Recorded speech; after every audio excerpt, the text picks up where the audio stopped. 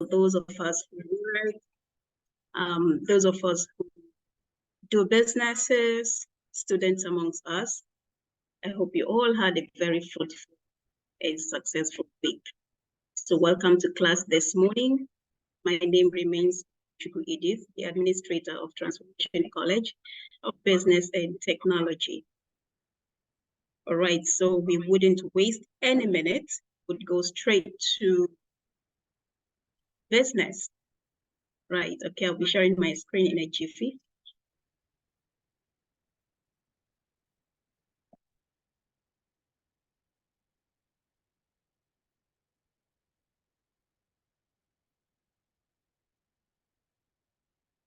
All right, so before we introduce the trainer this morning, we would like to take this very important announcement. All right, so we have a special scholarship ongoing at Transformation College, and we're now offering 100% free tuition for our 2-year course. And students are only to pay 25,000 Naira, which covers their books, study materials, learning aids per semester. Okay, so 25,000 Naira per semester. And Mercy, you can drop the link for registration in the chat room.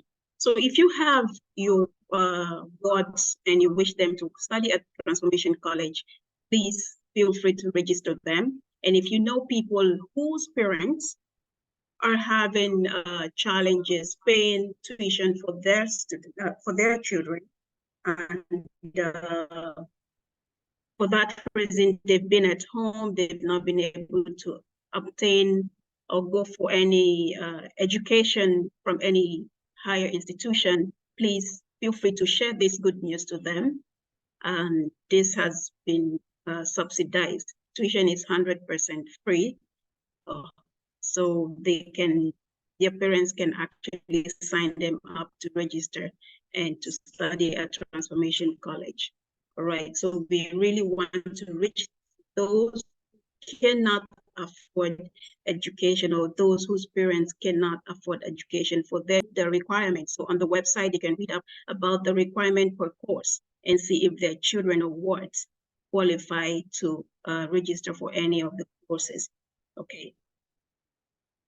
Today being the 11th of November, we'll be looking at the different topics from the Student Excellence Program. We'll be looking at interpersonal and relationship skills. This is a very interesting topic, and we have a very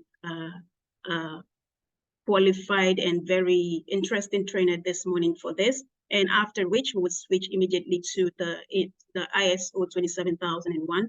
That would go for a 30 minutes break, and we come back to take the business analysis session, talking about modeling business system. All right, so without further ado, I would like to introduce the trainer this morning, the first trainer for this morning's session, and that's no other person but Mr. Olusegun Oyetunji. And Mr. Olusegun is a project, business, and training consultant with over a decade of work experience in training and development, quality assurance, customer service, and project management, spanning local and multinational organizations in business and process outsourcing, telecommunications, and oil and gas industry. He has great interpersonal facilitation and managerial skills and has been involved in various leadership management and capacity development program, plus business and technology related projects. Prior to collaborating with the CHIG Solutions, G4V, etc., he worked with Cinto Technologies, ExxonMobil, FSB International Bank, Airtel Nigeria, talking about V-Mobile, Celtel, and Zain, and Tech Mahindra Business Service Group Nigeria, a multinational IT and business process outsourcing company, where he led the training and development team within Nigeria, both in functional and administrative capacity as a senior trainer for Africa, and of course, country training lead for Nigeria. He is currently the CEO at Digivate 360, a Meta in bracket Facebook public policy program on economic impact partner, SSA, with over 50,000 SMEs engaged in the Meta Boost program till date. Is a director of Hub 360 Nigeria and executive director, 10th Gear Africa, Rwanda, and Nigeria. He volunteers for courses related to economic empowerment and capacity building. He is a co-host of the Networks Business Club, the Experience Session, and a program that hosts business executives and captains of industries. He's the president of Networks Business Academy, Alumni Association, and a member of the Full Gospel Businessmen's Fellowship International. Ladies and gentlemen, let's give a round of applause in the chat room as we welcome our first trainer for today's session, no other but Mr. Olusegun. You're welcome to class this morning, Mr. Segun, and you can take it up from here. Thank you so much, Edith. Thank you to everyone, and thank you to Transformation College for giving me the opportunity to facilitate this session. I hope you can all hear me very well. If you can hear me very well, let me also do the chat area. Oh, thank you so much. Okay, I'll just try and share my screen while we do that now. Okay.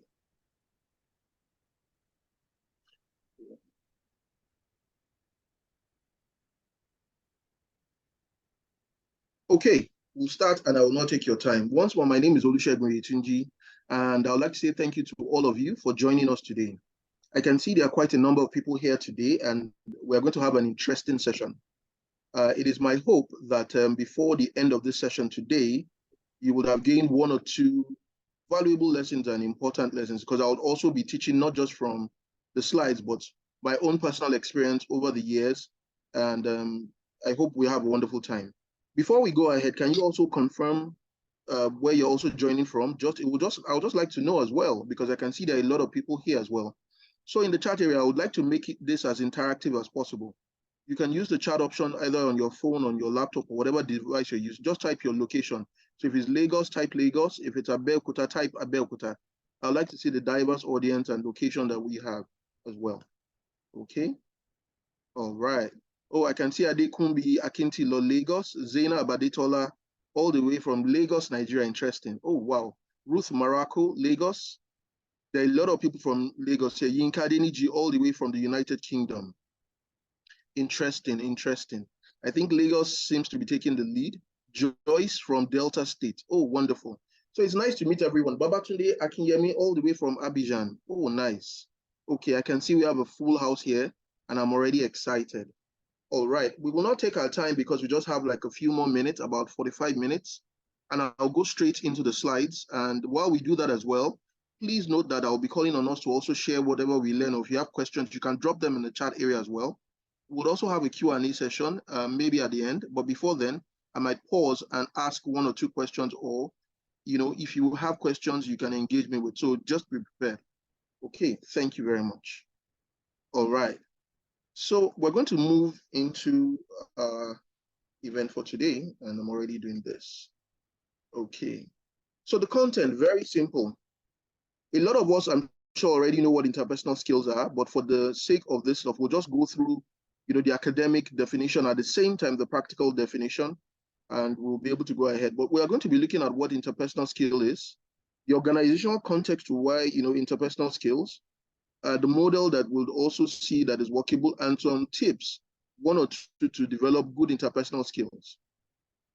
Beyond that as well, because I'll be facilitating this session, if you also have experience with one or two things, you can also drop in the chat section so that others too can learn as well. All right, we'll move on swiftly. Okay, so before we even go into the content, we can just, you know, from your own context, in a very short sentence, you can just type what you think interpersonal skill is in the chat section. I'll be checking this as well, and we'll be able to acknowledge this. And you can see that I also decided to also know some of us, because this is a practical session. Before we started the session, I tried to warm up with the people in the room, and I could see that there are people from different locations, different ethnicities and all that. So this is one of the skills you need to get to know people, because it's called interpersonal, meaning that you have to deal with people. Mostly, it's a major soft skill beyond the technical skills you even have and all that, that you need to really imbibe, because relating with people is very important, both for your personal life, your career, if you're a student as well, your education, or you're an employee of a business, and also even if you run your own business. Okay, so Zainab says the ability to relate with people, fantastic. Okay, Yinka Deniji, I can see very active, ability to relate with people and interact with them seamlessly. So you're already in, that's wonderful. So it's not just to relate with them, but you need to be able to interact. Relating and communicating with people, so communication is a key word that you have brought out here. Fantastic. I already love the audience, and I like the fact that you are all participating along with me. So we'll just move on swiftly while we do this. Fine. So like I said, we'll just check a few definitions. While we do this, then we'll also share examples. It's all about working with other people. And these are really, important life skills that we use to daily communicate and interact with each other. You're already in Transformation College as we speak. I'm sure for some of you, you heard about the Transformation College probably through a friend, through a family member, or even online or anywhere. But for some of us here, I'm sure it was through somebody else that you heard about this particular Transformation College, the training sessions, and all the programs that we are offering here. If that's correct, please type yes in the chat box. And that is one way you relate with people, because if you don't have a relationship with them, how would they have given you an opportunity or shared this opportunity with you to know that this is very valuable? It's a training program that you need to join. Some of you probably shared it via WhatsApp to your loved ones, your colleagues, and I'm sure some people here even shared with others, who they thought would benefit directly just from coming here as well. Okay, fine, fantastic. So yes, Mary Olabisi Diary is already confirming this, yes. So that means what I'm saying is very practical. Joyce is also confirming. Joyce all the way from Delta is also confirming this. Austin Okibe, oh, nice. So also in the business setting, so that's personal, the term generally refers to an employee's ability to get along with others while performing his or her job. The truth of the matter is, when you get a job, for example, let's talk to the professionals who also, are working in an organization. When you go for your interview, you get the job, you start your work, even if you have core technical skills or ability or talent to do the work, if you cannot relate or tell people what you do, and if you cannot put yourself in situations to let others who are your colleagues know what you do, if you cannot work in a team setting, you might struggle in your career. Why do I say this? Because when you're also working, you have to know how to relate with your superiors, who could be your line manager, communicate how you do your work, so that when they're doing your performance review, for example, they will have a session where they'll know, oh, this person is actually performing well, and this can directly impact on your performance ratings. Also, your colleagues laterally, you also need to be able to work very well together. There are some situations whereby you might need help from your direct colleague, maybe a particular problem you're trying to solve, you don't have the answer to it, or you do not have the, the requisite information. A colleague could assist you, and it could even be your junior ones who can also give you feedback on how you are managing them or how you are managing this. Because if they cannot reach out to you, that means there's a challenge with them relating with you. Your disposition, your mien, and ability to carry people along is very important. So you relate with people above you, professionally, people who are your direct colleagues, and also your junior ones. Okay, so this is very important, and you need to know this, because this will greatly help your career, and I'm speaking directly from experience. So just to save time, we'll move on quickly, and we'll be able to take more important tips. Interpersonal skills are actually characteristic traits like manners, attitude, courtesy, habits, behavior, and appearance, which helps communicate and maintain a relationship with others. Now, this is something that we all do, whether we know it unconsciously or not. Beyond even being an employee, if you're also a business owner, because I know we have different types of people in the audience here, you would realize that setting up your business, recruiting your talent, people like to work with you because they probably like you or they've related with you. You might have a, company that you set up on your own, but you need people to help you carry out that vision. When you're communicating the vision of your business, or even what you want to start, or even if you are pitching to your customers about your products and services, interpersonal skills are very important. Sometimes people buy from who they really like, and they may find that they have the opportunity to get the same service or product that you offer somewhere else. And instead of them going to your competitor, the only difference might just be because they've related with you on a personal level, and they believe that, even though I can purchase this service or this product from another organization, I would like to go to XYZ's company. This is very also important because once you know this, it will improve your business, your sales, and the success of your company. All right. Okay, good. Yes, Joy, I know my slide isn't moving because I am just trying to communicate something with you, but don't worry about the slides. I will need you to focus on what I say and what I do. The slides will just be a guide. Let's go into the organizational context a bit more. We already talked about this. Now, how would you say your skills are being used and can be shown by the vast number of interpersonal interactions you have? So this is the context of an organization, and I would like to ask some questions here. For some of us who are already in an organization, probably you are working and you work in a very large organization because there are different types. There are small businesses, medium and large enterprises. And sometimes the skills you need has to be even better or even more when you are working in different settings. So who can give an example of how they probably delegate with someone? So if you want to talk about delegation, you can just chat an option. We'll give you an opportunity to speak, probably one person or the other later on.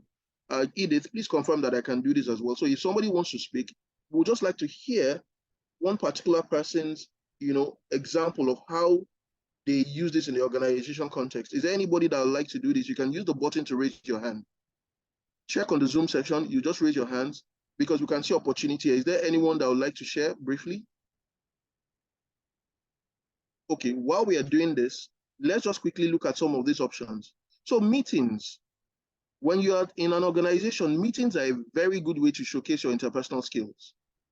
If you're in a meeting, imagine with your management team, let's say you're in a bank, for example, and you're presenting your own department's goals for the year, a new year is coming, or your sales target for the quarter.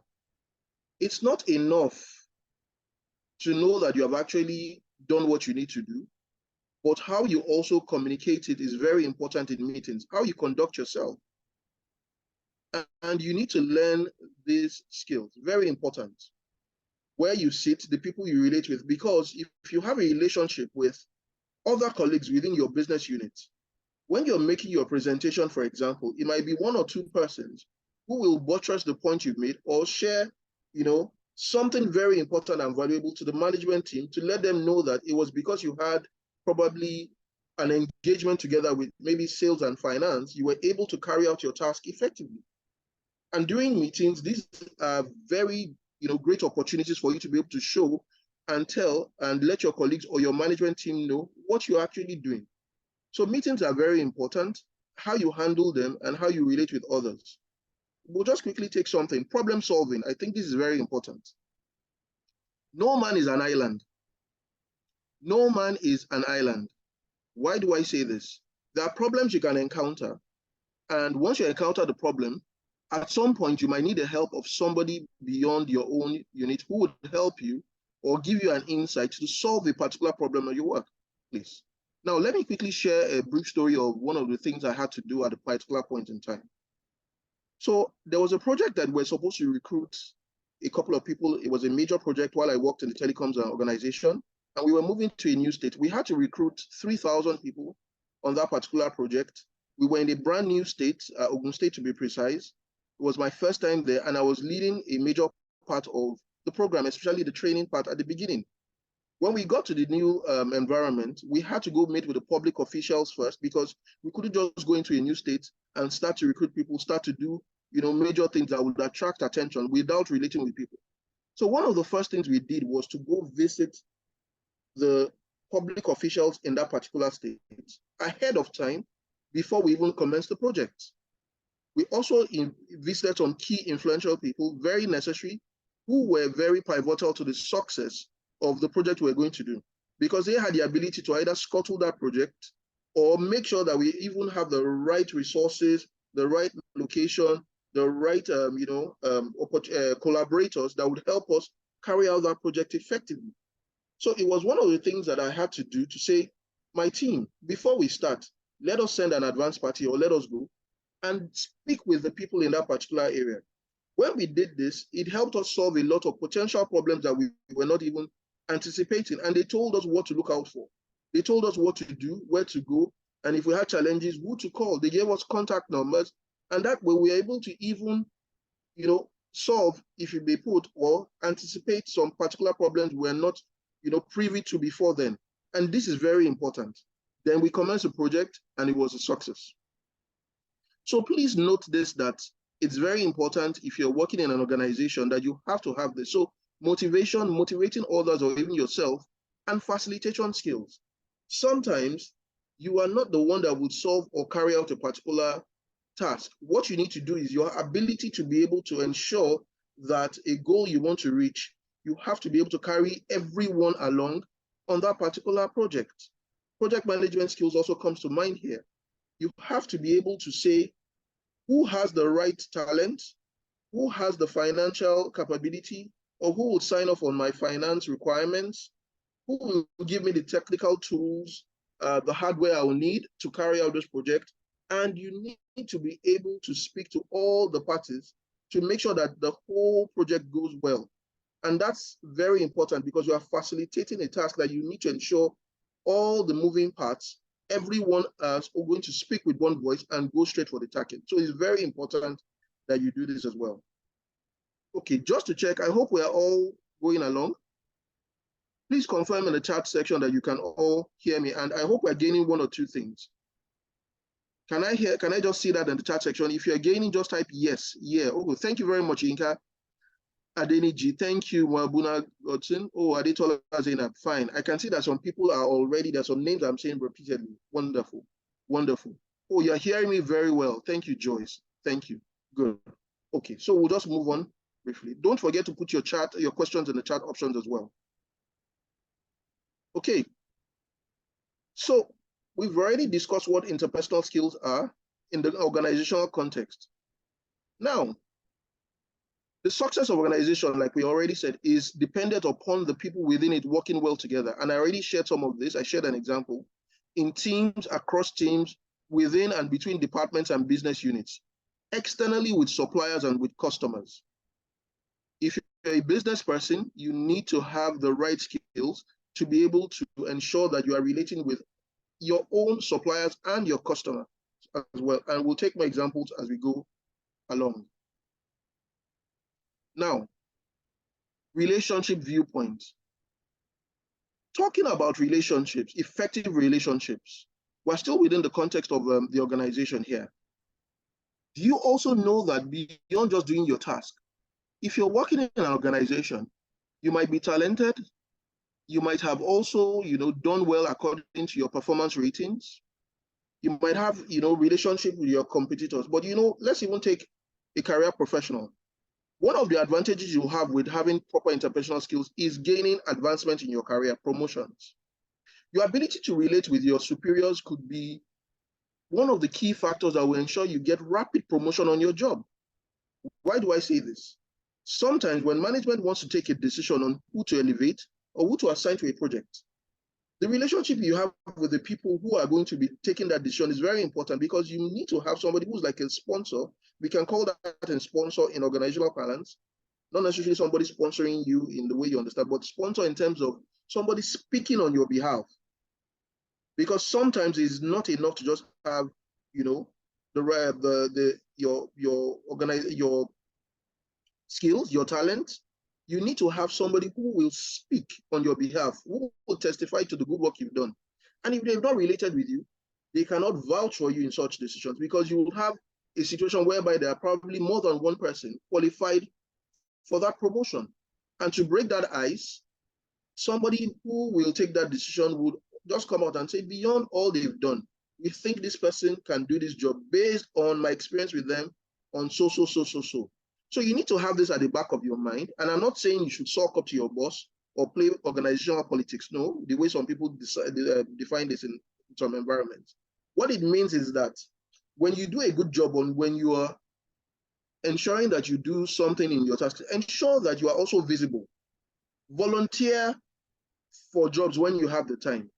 It is very important. Go to meet other departments and tell them, you are carrying out this project. I would like to know what you're doing. I have some spare time and I would like to volunteer. Volunteering is a very important skill that you need to do. And it's how you relate with people that you'll be able to tell them you can volunteer.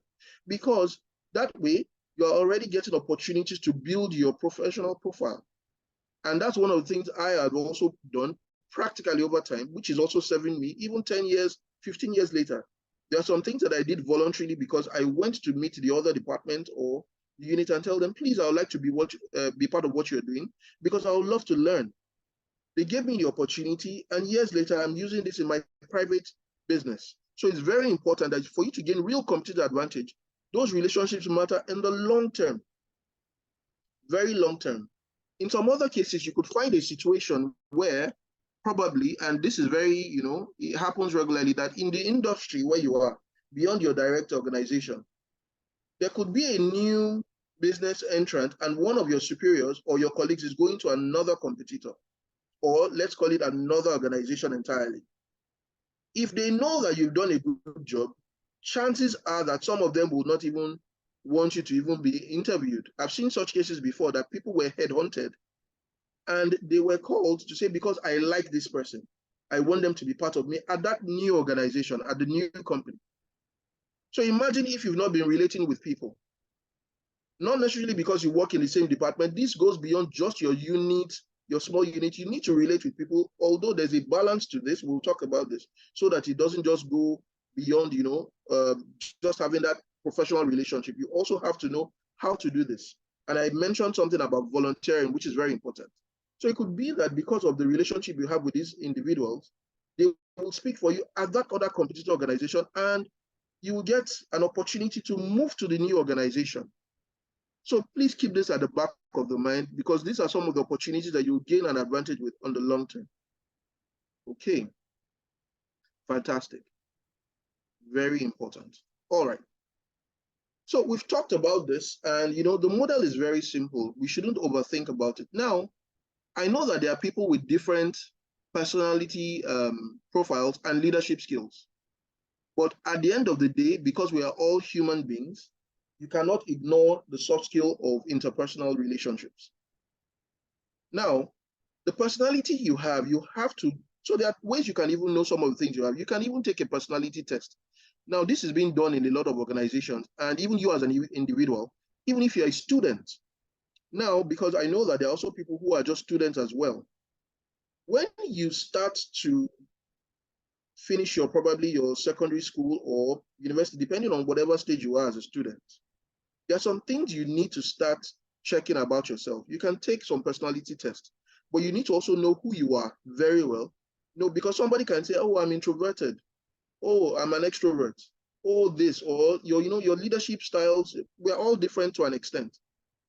But at the same time, once you know who you are and how you relate, I gave an example. Some people, the way they relate with you is to ask about your personal life, be there for you, know your important milestones, maybe your birthday, your colleague is celebrating, fellow students, you are showing up for them at their birthday. So let's not just relate this to work, If you're that type that you know that you would rather be there for people and show them personally by showing that you are, you are making sure that you are valuable to them, then please take time out, sacrifice that time, and show those actions, because sometimes that action will be important. Another way you can do this is help them with some of the tasks that you think they would need. So if you have other students and you know about a particular subject very well, please go ahead, be the one to also say, we are preparing for an exam, for example. During this period, let us have a tutorial together, and I can teach on this particular subject because I know mathematics very well. You can have a session whereby you help other people to be better at that particular subject. You'll be shocked that people will remember this even years after, to know that, oh, while we were in school, either university or anything, this particular person, Shegun or Yinka or Zainab was the one that taught us physics. He or she ensured that even beyond what the lecturer did, we had tutorials together, we studied together, and because of that, they gave me an opportunity to be able to pass that exam very well. And now today I am, successful, and I became a graduate or whatever. I graduated very well and scored very high in that particular subject. So there are ways that way you have developed a lifelong relationship with that person. Remember, that's not even work related, but it's an opportunity because you gave value. That way, they will always remember you, that you did something valuable to them. In the future, they can even invite you to other opportunities that are not even related to school. So you need to have this at the back of your mind, even as a student, because these are some of the ways that when you want to start, applying for jobs, getting other opportunities to probably, set up your business, the fact that you've done something for someone before would help. And this is very important. Okay, I already mentioned socializing at workplace, presenting yourself at work, listening and questioning, giving or receiving feedback, and I mentioned this to an extent, building and maintaining relationships. Ladies and gentlemen, I'll put it to you that it's not enough to just start a relationship with someone. I used to have a mentor, I say used because he's late now, that he was very deliberate about this. And he was quite older than me, like 20 years or so. He worked in the broadcast industry, lived in the UK, traveled a lot, and he used to do a lot of facilitation sessions for banks. So we used to visit banks together. I used to assist him. I was not even training them, just to be in the room with him, help him with his itinerary and a couple of things, amongst other team members. But I realized that this particular person, whenever it's the birthday of my wife, or maybe my kids, he remembers my kids' names, remembers my birthday, important milestones in my life, and automatically he will call. If he doesn't call, he will send a message or, something to let me know that I remember that today is your wedding anniversary. He was that detailed. But years later, guess how I knew that he was doing this? Because I knew that he was an intentional person. And I used to ask questions a lot because I'm very curious. Say, Shegun, there's no magic to this thing. And why did I ask him? Because I realized that even though I thought I was very special, which I know I'm special to him, and it was just like something related to me and him, I realized that even my other colleagues and friends that he was mentoring, they also had the same feedback about him, that, oh, this person always ensures that he remembers our important days and milestones and all that. And sometimes he makes sure he checks on you if he has not spoken to you in like 3 months. He did something very important. He brought out his laptop and wanted to show me. He had everyone's birthdays, milestones on an Excel sheet. And he told me, Shegun, I am very deliberate about what I do.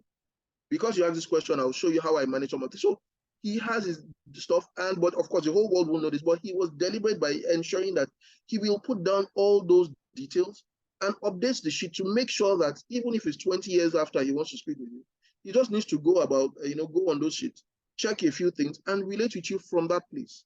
So this is one way you can maintain relationships. Be very deliberate. For those of you that may not have the opportunity to remember some of those things, and make sure that you can use this to work on your relationship and maintain it. Because it's not enough for you to just start, you need to be able to maintain this as well. Fantastic. Okay. Now, we've talked about interpersonal skills. We're going to look at 1 or 2 tips to develop good skills. Now, we've mentioned a few things, and I would like us to share tips, because I know that there are some people who head organizations here. There are some people who run their businesses here as well, and some of your students. So at this point, if you want to quickly share a tip or 2, and you want to do this live, and you want to speak just for like a minute, you can indicate by raising or chatting with Edith, and Edith will let me know, because I'd like to make this as interactive as possible. Also, you can also share this in the chat area as well. Please, if you have tips, I would like us to share 1 tip personally about how you can develop interpersonal skills. So I'm waiting here, and I want you to share your tip, anything you've used as well. Okay. I can see more people are joining. We have over 78 people here. Can you all hear me? If you can hear me, type yes. Okay, good. All right. So thank you. I've already started saying this. So Joyce Orega says, be yourself always, very important. Sede 10 Agosa, I hope I pronounce this very well, says, make eye contact when you're dealing with people. This is very important. I like this particular tip. Eye contact, it shows confidence. It elevates, even sometimes when you may not even know a lot about the subject matter you are discussing. It is very important that you make eye contact with the person, because it shows confidence. It makes you look bold, that you know what you're doing, and at the same time, it helps the other person know that you are actually paying attention to them when you are communicating. Very important.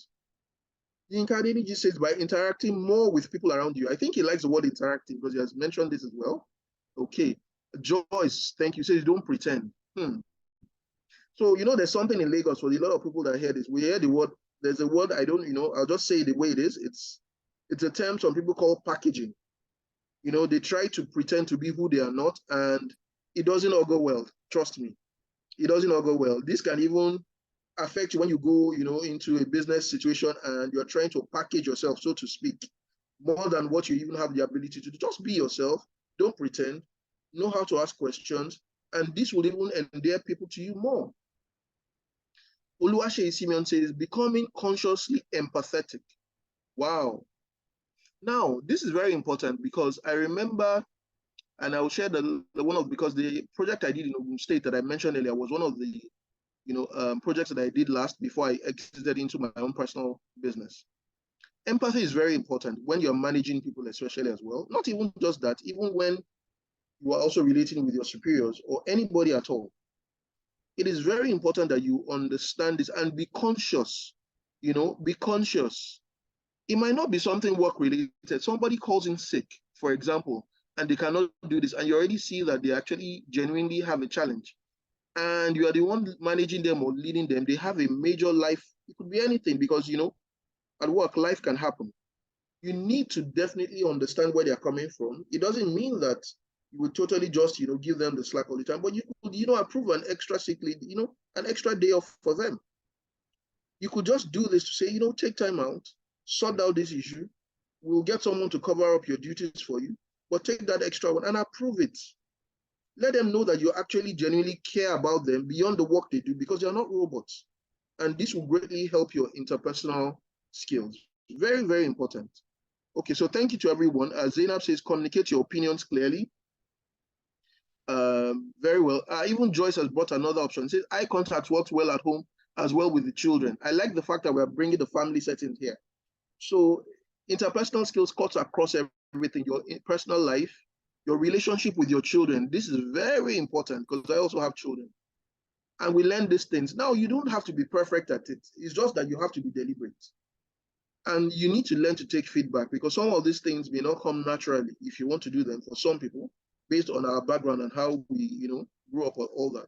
But you have to learn to do this deliberately and take feedback. Okay. All right, then. Thank you to everyone. Be confident and use appropriate gestures and expressions. Good. Okay, so you guys have shared a lot of tips, and I'm sure a lot of people can also relate. Just check in the comment section and you see this. This is very lovely. So you already mentioned, communicate clearly, very important. Clearly means you have to be audible, talk to your colleagues, and you have to be straight, brief, and be clear, especially in a professional setting. Communicate clearly is very important. So we've talked about this great communication.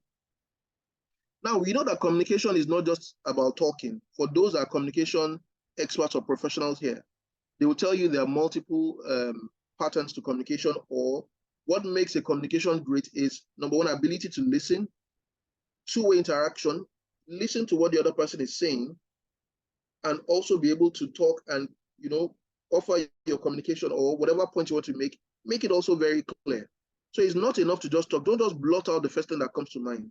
You need to have situational awareness, understand the mood, look at the environment, observe these things. If you go into a meeting, for example, at work, and you understand that the place is tense, don't just go out because you want to quickly share what you want to go. If the place is tense, observe. You can even ask one or two persons what has happened. Did anybody share bad news? Before you start to bring your own personal problems on all that.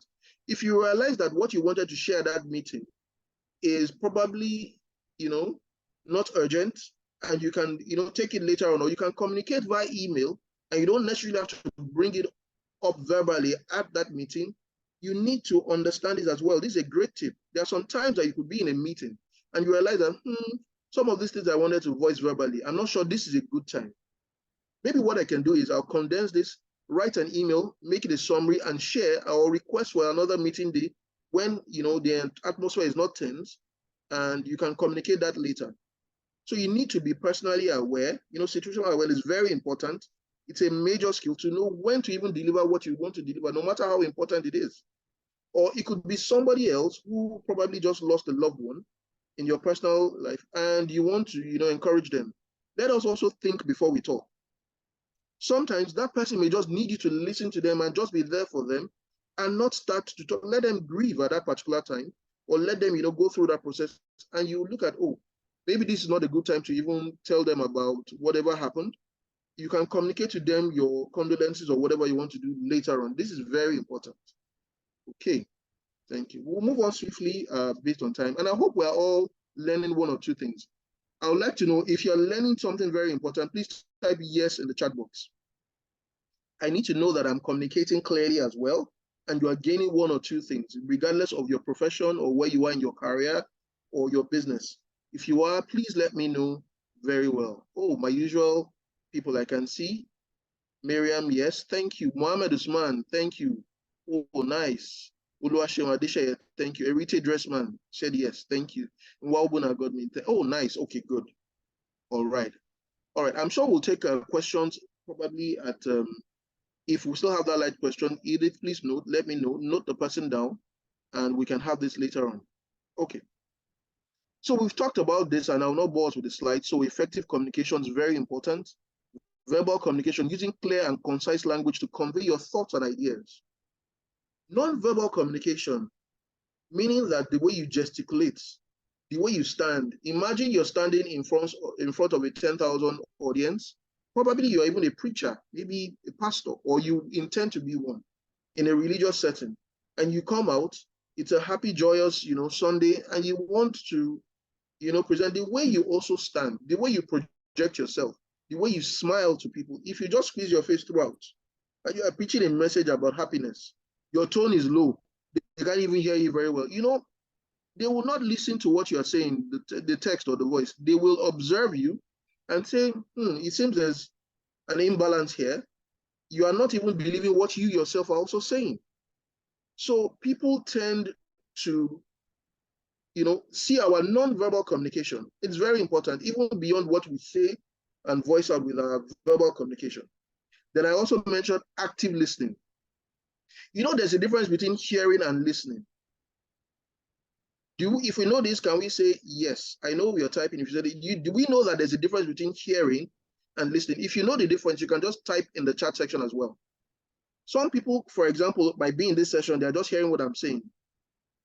However, some people are listening because they are paying full attention. Somebody might be typing on the phone. Somebody might even be watching TV. It happens a lot, even on online video training sessions, Somebody might just put it on mute, be doing somebody else. Somebody might be in the kitchen, even cooking and trying to listen to this particular session that we are in, because this is a real life situation.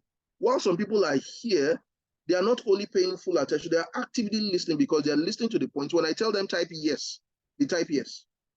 Somebody else might just read and say, why are people typing yes? They just said yes, they don't know why. But they've listened to the question that I said, or the prompt that I told them, the call to action to type yes in the comment section, and they've done that. So that shows that they are actively listening. For example, I can say Yinka Deniji, all from me. He has been saying so many things. He told us where he's from, UK.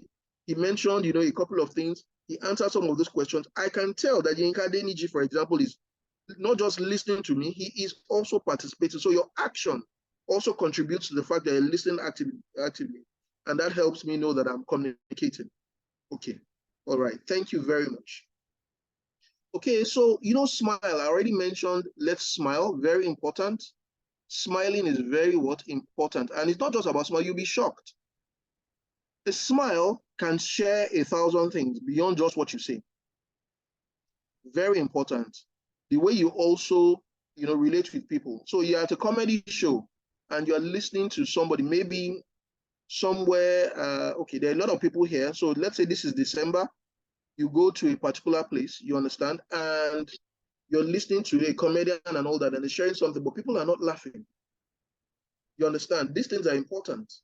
So communication, interpersonal skills, you relate with people. It's just, you also need to be able to avoid inappropriate jokes. When you're communicating, don't just say you want to be funny at work. Know that it's not enough. That's not why they pay you to be a comedian at work, but also you know how to relate with people and make people feel relaxed beyond the task you're doing. Okay, so let's move on swiftly. Be appreciative. What did I say? Be appreciative. Now, see, guys, this is not just English language. This is real life we're talking about here. So there are some cultures, for example, in Nigeria, different cultures, not just even Nigeria, all over, whereby if you don't show appreciation physically, an elderly person might have a challenge with that. And they might even call you to say, I did something for you, and you'd not even say thank you. While in some other cultures, probably also, they don't expect that, but the way they expect it will be in a different way. So you need to understand. If you're in Rome, they say behave like Romans.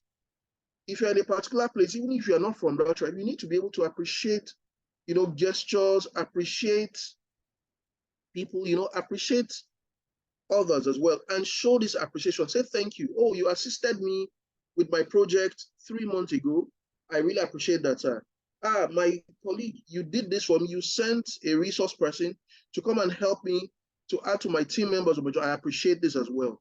So that it's reciprocated. Very, very important. Every good conversation starts with good listening, and we have to do this. Can somebody tell me from their own option, maybe a time? Okay, good, I can see this, even before I ask the question. Nwabuna already got in saying, appreciation is an application for more. Wonderful. I'll read it. Sounds like, somebody who would also be sharing a motivational speech. He says, because I like the rhyme. He said, appreciation is an application for more.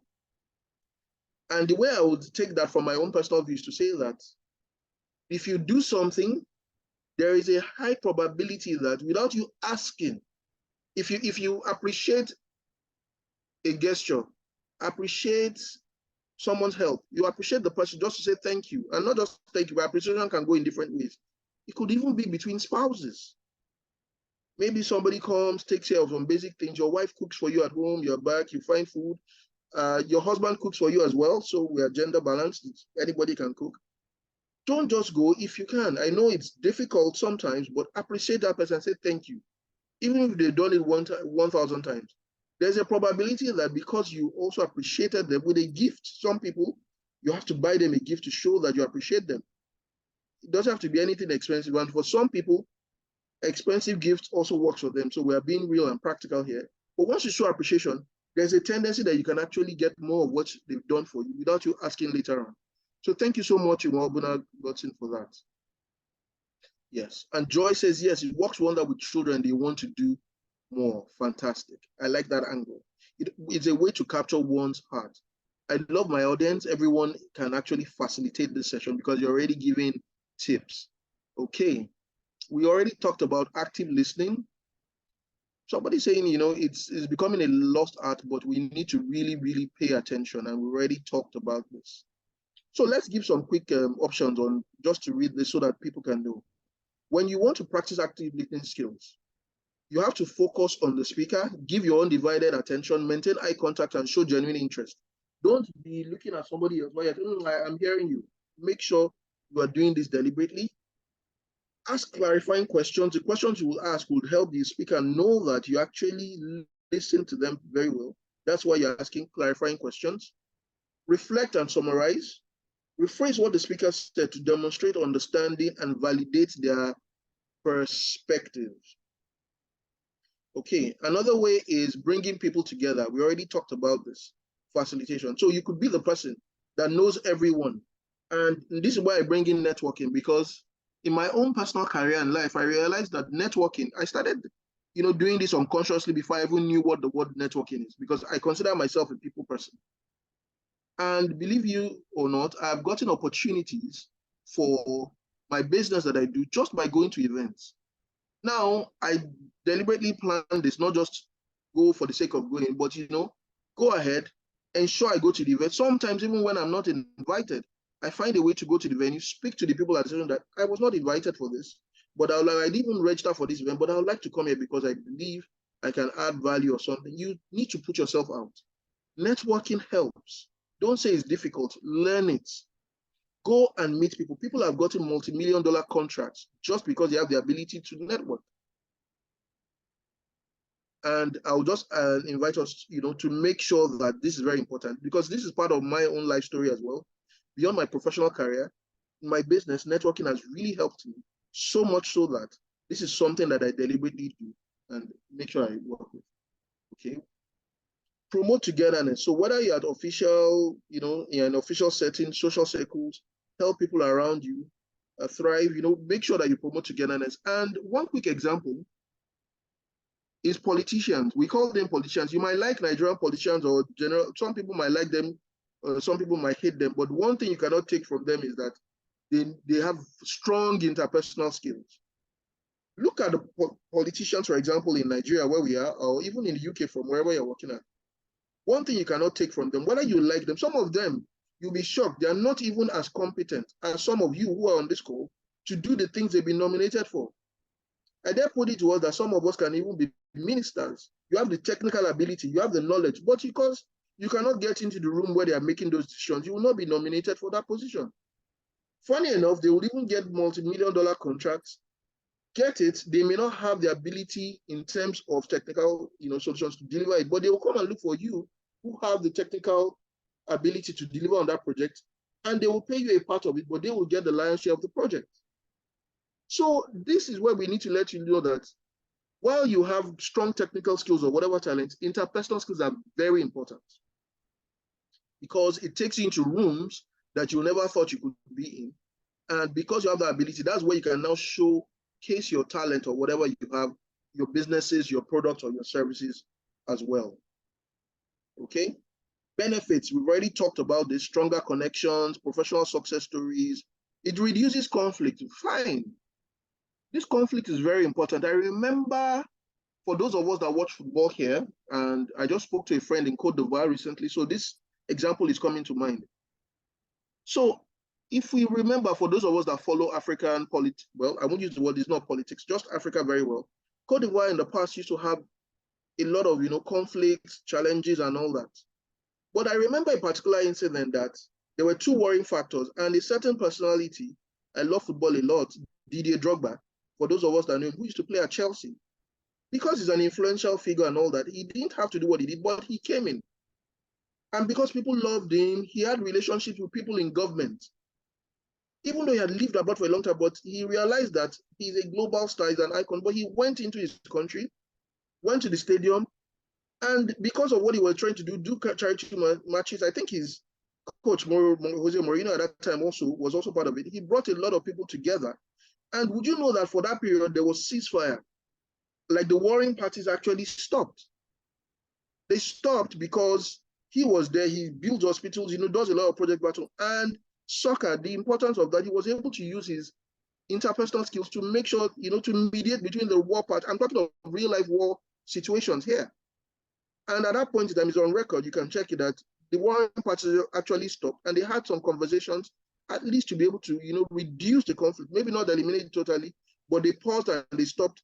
And that's a very, very important story that you need to also look at, because it's beyond just business. It's beyond just, school with children. Even in war situations, they look for those people who have the ability to talk to different people and make everybody see the reason. So it's a skill that would help you and take you greatly. We have just 5 more minutes and we'll soon be rounding up. So I'm cognizant of our time as well. We have to be respectful of colleagues. We talked about conflict resolution. Humor is important. Put on a happy face at all times. Empathy, we've talked about empathy. I gave an example at the workplace where you can give your subordinate a time off. And somebody says, put yourself in their shoes. That's how being empathetic is. See yourself. If you were in that situation where you need to visit a loved one at the hospital, would you love your boss to give you time off to be able to do that? Emotional intelligence is very important. Maintaining good, intelligence quotient and emotional quotient is very important as well, meaning that knowledge is not enough. You can see this an iceberg here. Knowledge could be, I have a first class in computer science, I have social certification, I'm a software developer, I'm the best student, I won this in school, I am a pastor, I am an imam. But it's one thing to say you are intelligent. It's another thing, especially even in the religious settings, to have that emotional quotient. It takes you a lot. Barack Obama is a former US president, and he's on record that one of the things that actually helped him was because he didn't only just have a strong IQ. In fact, they even sometimes joke that his wife, Michelle Obama, is more in terms of intelligence because they're both liars. However, Barack's emotional quotient is very, very, very, very obvious. Even Michelle too, not to downplay the other one. And that helped him in relating with his party members, and we can see he became the first Black American president. So I'll just read this quote by Richard Bach while we round up briefly and we'll take questions. It says, every person, all the events of your life are there because you have drawn them there. What you choose to do with them is up to you. What does this mean? Now we've talked about a lot of things. You have gone to school, you are here at Transformation College, you are learning other skills at Transformation College, you're learning cybersecurity, different things. There's so many wonderful sessions you go through here. However, at the end of the day, all the knowledge that you have learned, all the books that you read, all the schools you've gone to, all the organizations you've worked in, oil and gas, who you are is very important, and what you choose to do with all your life experience and relate with people at the end of the day is very important, because there is no way you'll be able to weave everything together if you cannot relate with people very well and you cannot communicate with them. So everyone, I'll enjoy us, ladies and gentlemen, to please have this at the back of our mind, that relationship skills are essential for building meaningful connections, fostering success, and in today's business world, especially as we speak, I dare say, if you look at the leaders who are in your industry, sometimes the MD, the CEO, sometimes some people will even think, I know more than my MD. I can do some things. I know more than my CEO. Why are they paying the CEO much more? But look at it, the CEO is like the chief executive officer. He or she brings together everyone, relates with people, and one of their topmost skills, top three I just say, is interpersonal skills. And that is how one way you can rise to the top of your career, your profession, your business, or whatever it is. And at this point, I would like to say thank you to everyone. Thank you for listening. Thank you to all that those that participated as well, and those that were also listening attentively and hearing. We'll say thank you to. And at this point, ladies and gentlemen, we have concluded this session. I'll hand over back to Edith for the Q&A session and any other information. Thank you. All right, thank you so very much, Mr. Olusegun. And this was very educative and interesting as well. And I believe everybody on the call really enjoyed, because we could see your responses and engagement. Okay, so do we have further questions? I actually saw somebody put up his or her hand earlier, but before I could capture the name, the person put down the hand. So if that's a question, you are free to indicate so you can ask your questions. And do we have any further questions? If you have more questions for Mr. Olusegun, please type in the chat room. All right. Edith, I can see some questions here. Can I just take them? Or yes, please. Maybe yes, one or please. Two? Yes, please. please. Okay. All right. Susan Oyesomi, thank you for your question. She says, how do you manage being empathetic and getting the job done when the parties involved are too emotional? Now, very important. You have assumed, well, I won't use the word assume. You said emotional, they are too emotional. We interpret these things in different ways. So you always have to understand, depending on the situation. So if we're in a professional setting and your role requires you to handle or maybe lead people, I'll use that example, while you also want to ensure you're not going to pity them. Now, there's a difference between being, having pity parties or pitying people. Empathetic does not mean that you let people go or you're not firm. It just means that you understand where they are coming from. And how do I do this? You listen to what they are saying beyond what they are verbalizing, the information. So if somebody has an emergency, maybe the person's child is at the hospital and they are struggling to leave work at that place, but they are being, being overly dramatic, whatever it is, and they're trying to let you know, but they can't communicate. You need to listen beyond what the person is saying, find a way to be able to understand, and proffer that solution to say, okay, we need you at this point in time. Is there another way? Maybe can we help you send someone to the hospital from the company pool car while they help you check? You have to be there and call the doctor. We'll pause, so that you know that your child is fine. Now, at that point in time, you've moved away from all this and you will find a way to help the person be calm, but make sure that you don't take your eye off the goal. Make sure you don't take your eye off the goal and find time to ensure if it's an emergency, please do not also look at it that, okay, we're at work, this is work. That's where emotional quotient comes in. I, as a leader, can decide, you know what, I'll get somebody else to cover your task, if possible, depending on how critical the situation is, and ensure you go for that job, because there will be business, but life is very important. So you also need to know how to balance this thing. But most importantly is work within the tenets of the organization, ensure you know what HR, also inform your HR, let them know that this is happening, and document everything you do, so that when there's a future review of that, you know how to handle such processes. Okay, I've seen that question. All I can see is thank you, thank you, thank you. Oh, wow, Edith, I can't see other questions. Okay. I guess it was very explanatory, and that shows without much questions, and people were engaging. So that really tells that it was very informative, right? Okay, you have a question, Opeyemi. Do you want to speak or you want to chat? Just 2 minutes, so we can move to the next session. Opeyemi, you said you have a question.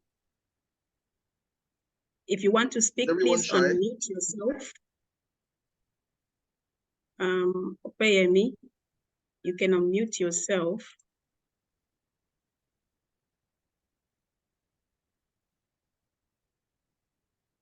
Opeyemi, we're waiting for you.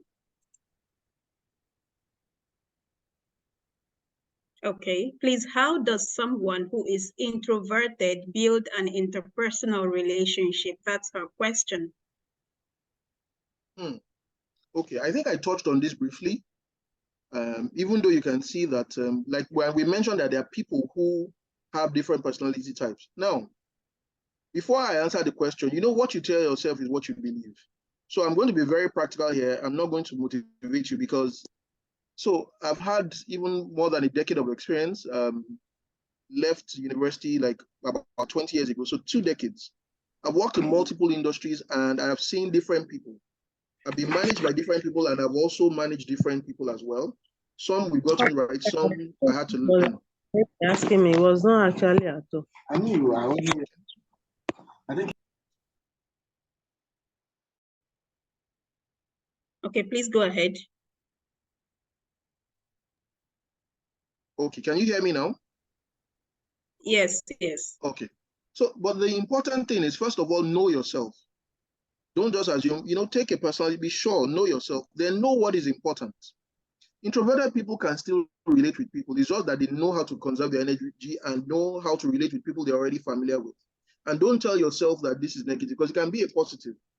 First of all, accept some things, understand your personality type. If you say you're introverted, be sure you exactly know what you mean. And there are times that you will need to come out of your shell and relate with people. Now, one of those ways, and I don't want to limit it to the example, is, like I said, volunteering for some things. Now, you can say you don't want to physically do something. You can look at another unit or a department, write an article, write a feedback, give people feedback. For example, now, Transformation College, you could be the one that you've been going through all the sessions. You can see Edith is here. You might have feedback that you don't want to verbalize or come personal, but you can just, do like a synopsis, areas that you think they need to improve. You're showing value and send it to the admin team at Transformation College. Give them ideas of what you think they should do better or what they should do in the future and what you also gain. That way, your name might remain memorable and they may say, remember Opeyemi asked this question. She even shared some ideas. It could be your game plan that you also want to facilitate or do something later on or volunteer in whatever capacity, but that way you've already done that via email. So that is one key way, another that you can do this. So, but most importantly, know when you can use your energy and when you need to actually speak up, please do so. You could take a friend along to a meeting, for example, if possible, or you could also be in a situation where ahead of time, you let whoever is going to be in a meeting, if you're just being called to let them know what your role will be and decide to do things that you think works to your strength. So it's not enough to just always start, but when you need to come out, you need to develop it. And one of the ways you can do this is start with small groups. If, for example, speaking is one of the things you need to do, because I don't want to limit it to speaking. Also, start with what smaller environments, whereby call your friends and do a presentation to them. That way, you will know that when it's time, you will know your own presentation style and how you can connect with the audience. When you're done practicing on the smaller, then you go for bigger opportunities. That way, you will be able to use what you have practiced in a smaller session to do what you need to do when the time comes.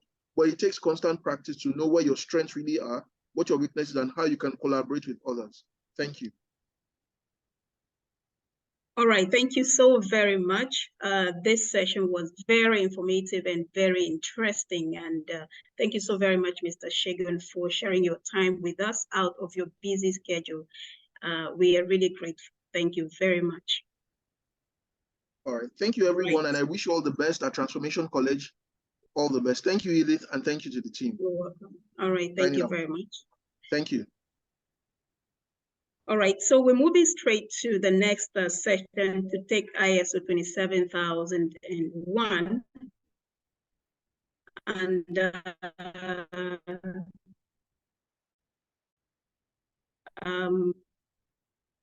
okay, so I'll be sharing, Mr. Shegun, you can stop sharing your screen while, all right. Okay, so I'll be sharing my screen in a jiffy and let our trainer this morning on board.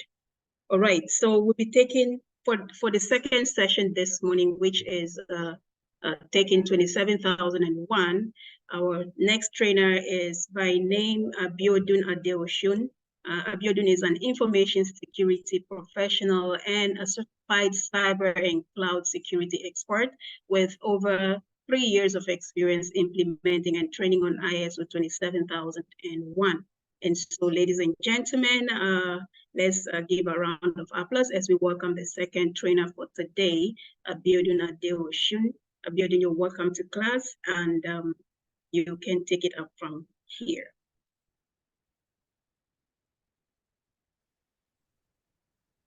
Good morning, everyone.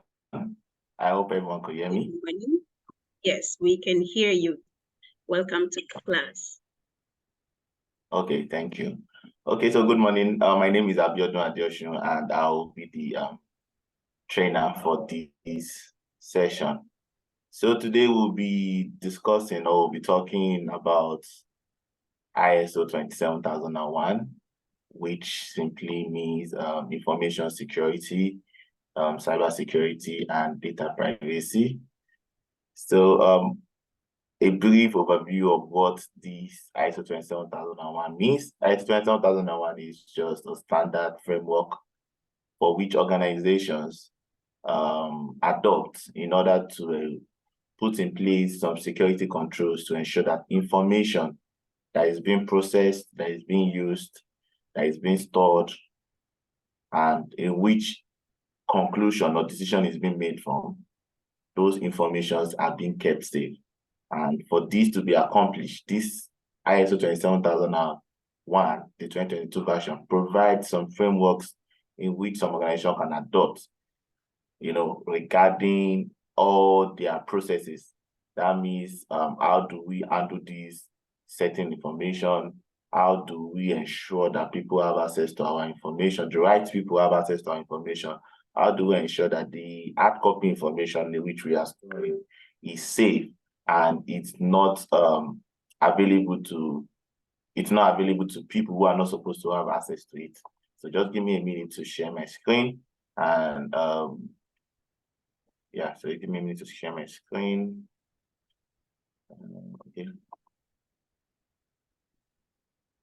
Okay. Kindly let me know when you can see my screen, please. Okay.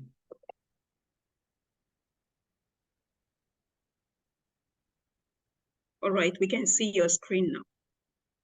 Okay, great. So as I was saying, so this framework cut across all departments and it cut across everyone in an organization. So it is not restricted to one person, or it is not restricted to one position in an organization. It's kind of in a way embraced input from every sector or every department in an organization. Because when we are talking about this information security, we are not just looking at the information itself alone. We are also looking at the people who are to access that information. We're also looking at the systems which will be used to process that information. We're also looking at where those informations are stored. So this framework, like I said, provides a way and manner in which organizations could govern the use and secure those information. So this course will talk about what information security is. We'll talk about what information is and probably the forms at which information could take place, or the forms at which information could come in, so as to understand it very, very, very well. Okay, so this is the part one. So it takes 2 slides. So this is the first slide. So once I'm done, it's a very short slide. It's a very short slide. So you can just probably jot your questions. So at the end of the presentation, you can just ask the question so that I can take it all once. Okay, so the topics covered: information security management system concept, the introduction to ISO 27001, the definitions, the benefit principles of ISMS. ISMS is Information Security Management System. So the learning objective is that at the end of this course, I'm expecting that everyone will be able to understand the elements and operations of an information security management system, that is the ISMS. You will acknowledge the correlation between ISO 27001 and ISO 27001, ISO 27002, and other standards and regulatory frameworks. You will also understand the approaches, standard methods, and technique used for the implementation and management of the ISMS. So this is the general governing framework for ISO 27001. This is all what, if we are to implement ISO 27001, this is the governance or the management part of it.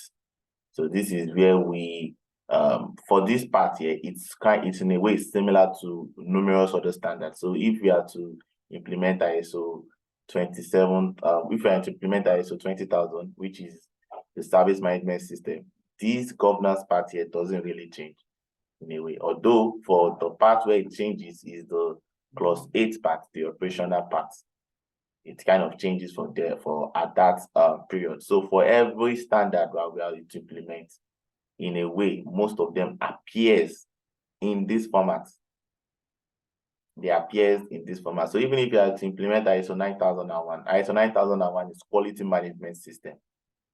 So if you are to implement ISO 27000, ISO 9001, these general system clauses here, in a way, are mostly the same. However, there are some changes. There are some big changes that occurs in the clause 8 part of it. So if you check the clause 8 part of it, you will see that the operation for each ISO standard differs. For ISO 9001, it's going to differ. For this 8 parts, it's going to differ. For ISO 9001, it's going to be different from that of ISO 27001. And same goes to other standards. 22301, that's talking about the business continuity side of things. Then the 4000, and that's talking about the health and safety part of things too. So that's just where the difference is. So if we can, or if we work hard in order to know all of these clauses part, or you will try and understand it very, very well, we will be able to actually implement these standards for numerous organizations, or we'll be able to implement it in-house by just trying to understand this clause 4, clause 5, clause 6, 7, 9, and 10. We'll at least have a foundational knowledge, or we'll at least know what to do in order to meet with certain regulations pertaining to these frameworks So like I said, let's not forget I said that ISO 27001 is a framework that speaks to how to ensure that information processed used in an organization is kept safe. That's what it's talking about. For the 9001 is talking about the quality management system. That means how can we improve on our processes? How can we make our processes much more, how can we make our processes efficient? We are not just looking at the effective part now for ISO 9001. We are looking at the efficiency. And that's what ISO 9001 seeks to accomplish. For the ISO 22301, that's talking about the business continuity part. How can we recover in a situation whereby there is probably there is a disaster in our organization, probably there's a crisis? How do we manage, how do we mitigate those events so that it won't affect our business operation, so that we'll continue operating even as the disaster are in existence? That's what it's talking about. Then the service management system is talking about the efficiency of the system. That is the ISO 20,000. It's talking about the efficiency of our systems that we are using to process information. So all of these standards are different from one another. So it's important so that we won't get to mix them up. So for what makes ISO 27001 different from every other standard is the fact that ISO 27001 has an Annex A control. And this Annex A control is where the bulk work or something that is actually specific to information security are actually explained. So that's where we have numerous controls which needs to be implemented in order to ensure that information in an organization is kept safe. Okay, so introduction to ISO 27001. I've already done this already. So ISO 27002 now. So we know what ISO 27001 is. So what is ISO 27002? Okay, so sorry about that. This is just saying what this ISO 27002 is just explaining what information is. So we all know what information is. Information are raw facts in which organizations, draw out or make decisions from. So after these raw facts have been processed, the organization base their decision from those processed facts. That's what information is. But however, according to ISO 27002, it's saying that information is an asset which, like no other important asset, is of value to an organization and consequently needs to be suitably protected. Based on the fact that this information, based on the fact that information is something that businesses are reliant on, it is very, very important that they ensure that these informations are not being tampered with. It's important that these informations are being protected, because it is from there that these businesses take decision. No business is going to make a decision without having some facts, without having raw data to guide their decision. So it is important to note that. Then he said, whatever the form the information takes or means by which it is shared or stored, it should always be protected. That is very important. Information needs to be adequately protected, regardless of the form, regardless of how we want to store it, regardless of how we want to share it. It is important because we see information as a very tangible asset to an organization. And that's why anytime we are doing like probably a risk assessment, we take information as also a type of asset too. And what are the types of assets that is under, what are the types of these information? So we're talking about the employee record, talking about customer data, talking about memorandum, talking about report, internal report, all of these things. We're talking about the SOPs, manuals. All these things are ways and manners, there are ways in which organization operates, because people working in any department will probably need an SOP, to know what is expected of them, or actually to do something in line with the organizational standard. We are talking about policy. The policy is governing the way and manner you are to act in an organization. So these are pieces of information that needs to be kept, and they actually need to be stored, and they actually need to be secured rather. So now that we know what information is, So still more definition under information. So now what are the forms of information? Like I said, information can take any shape or it can take any form. So some of the forms in which information takes are electronic type of information, probably any other information that is being transmitted through the networks. Then we have the printed information. That's the information that is in hard copy, probably the ones that is on our A4 paper, or probably the ones that is on our billboard, or probably we have like a banner inside our organization, and those banners containing some words or containing some information that is used to pass message across. Those are still information. Then we have the verbal conversations. So conversations that you're going to have. There are some conversations that the HR is going to have with the staff, with the staff. And there are some conversations that the HR might probably have with the management that the staff is not expected to know about. So those are still type of information. So then we have the information shows on videos. We have the one through probably through presentations and all of that. So information could take a lot of different forms. So now that we've understood what information is, we have understood the type of information. We know that the type of information, like I said, we have employee record, we have what's the name again? We have SOPs, we have policies, we have manuals, we have memorandums, we have what's the name again?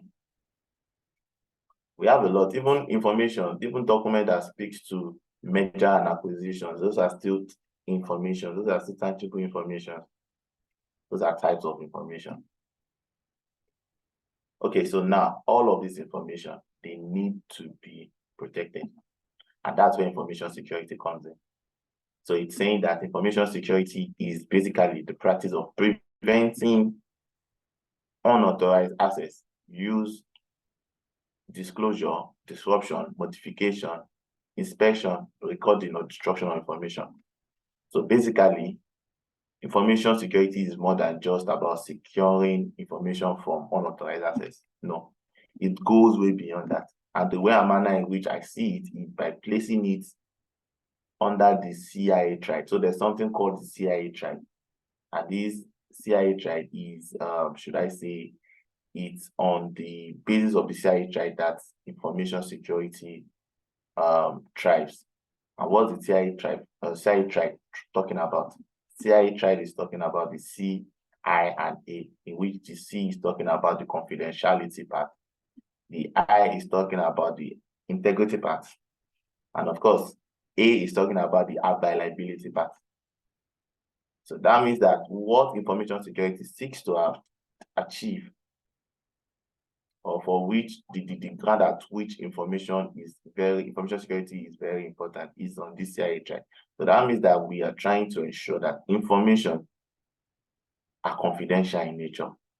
The confidentiality part is talking about the fact that the person who is not supposed to have access to a certain information doesn't have access to that information. The integrity part is that unauthorized access is prevented, and someone who is not supposed to make changes to an information doesn't have that access or doesn't have that permission or the privilege to make those changes. And the availability part is talking about in any or regardless of the time or the date at which someone needs access to that information, those information are readily available to that person. So that's what the availability is talking about. So in a situation whereby, yes, the information is saved, no one have access to those information, or let's say the information is saved, it's confidential, we're not saying that the information has not been tampered with, If that information is unavailable as of the time we need it, then that has defeated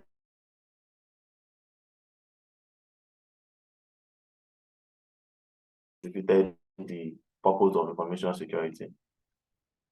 So it is very important that we understand this. Hello? I hope everyone can hear me. Yes, we can hear you. Okay, great. Thank you. So moving forward, talking about information security management challenge or technical issues. So we're saying that information security must not be seen as a management and business challenge, not simply as a technical or to be handed over to experts. I already made mention of this during the introductory part that information security is a job function of everyone in that organization. In as much as you are a staff of that organization, or probably you are a stakeholder of an organization, that means you have interest in that organization, or you're expecting something from that organization, you should be ordinarily involved in protecting the information of that organization. You should be involved in protecting the information of that organization. And most times we always base it to the fact that, okay, ensuring that information security is attained is usually through, should I say, through the use of systems. Most times we always feel, so whenever we say information security, most people will just say, okay, yes, I have to have these certain systems or certain application in place so as to attain this, so as to ensure that my information is secure. But it goes beyond that. It goes beyond that, because the security man at the entrance of the gate of your office is as important as the person who is in charge of the system admin of a certain application or certain system in the organization. They both have a role to play. They both have a role to play. So now it's depending on the organizational structure and probably the organizational process. If there's an organization, take for example a bank that has like a data center in the organizations now, they have a data center in their building. That means that the job function of the security man at the gate just triple. Not only will he be in charge of seeing or ensuring that, okay, who is entering into this organization, or who have access to this, or okay, he will not just be in charge of, okay, maybe checking of what's the name again, checking of people coming in. He can also be tasked with ensuring to know that what is their purpose for coming into this organization and what are they bringing into the organization. So depending on the structures and how big the organization is, the job function of these people will definitely deviate. It will definitely change.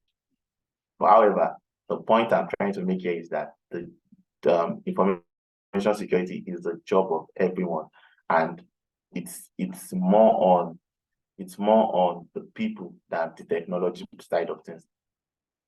It's more on the people than technology side of things, because it is whatever you have, or it's whatever management have stated that these are want to run our organization, or these are want to do our information security, these are want to ensure security of information in our organization. That is what is going to be translated on the systems we are using. So that's why we have in a way programming to be 80-20, saying that it is 20% technologically driven. So you can still even drive information security in an organization without really investing much in technology. However, technology makes it easy, like it makes it much more easier, makes it way much easier to drive information security, and that's just the simple truth. But in a situation whereby the organization is not really equipped financially to get those information, then the way and manner in which the people who have access or who control this information treat this information plays a very important role. So even if an organization has invested in audio information, or in audio technology in the world, and the people does not have this, and the people working in the organization does not really have, like, does not really have like an information security culture, then all of what has been gathered technologically will fail. So that's why we like to say that the greatest strength of an organization regarding ensuring that information is secure is the people. And we also say that the weakest point or the weakest link to an information being disclosed to an unauthorized person, or the weakest link of an organization regarding information security is still the human factor, because a singular error from someone could lead to information being disclosed to the wrong person, and that could affect the organization and lead to various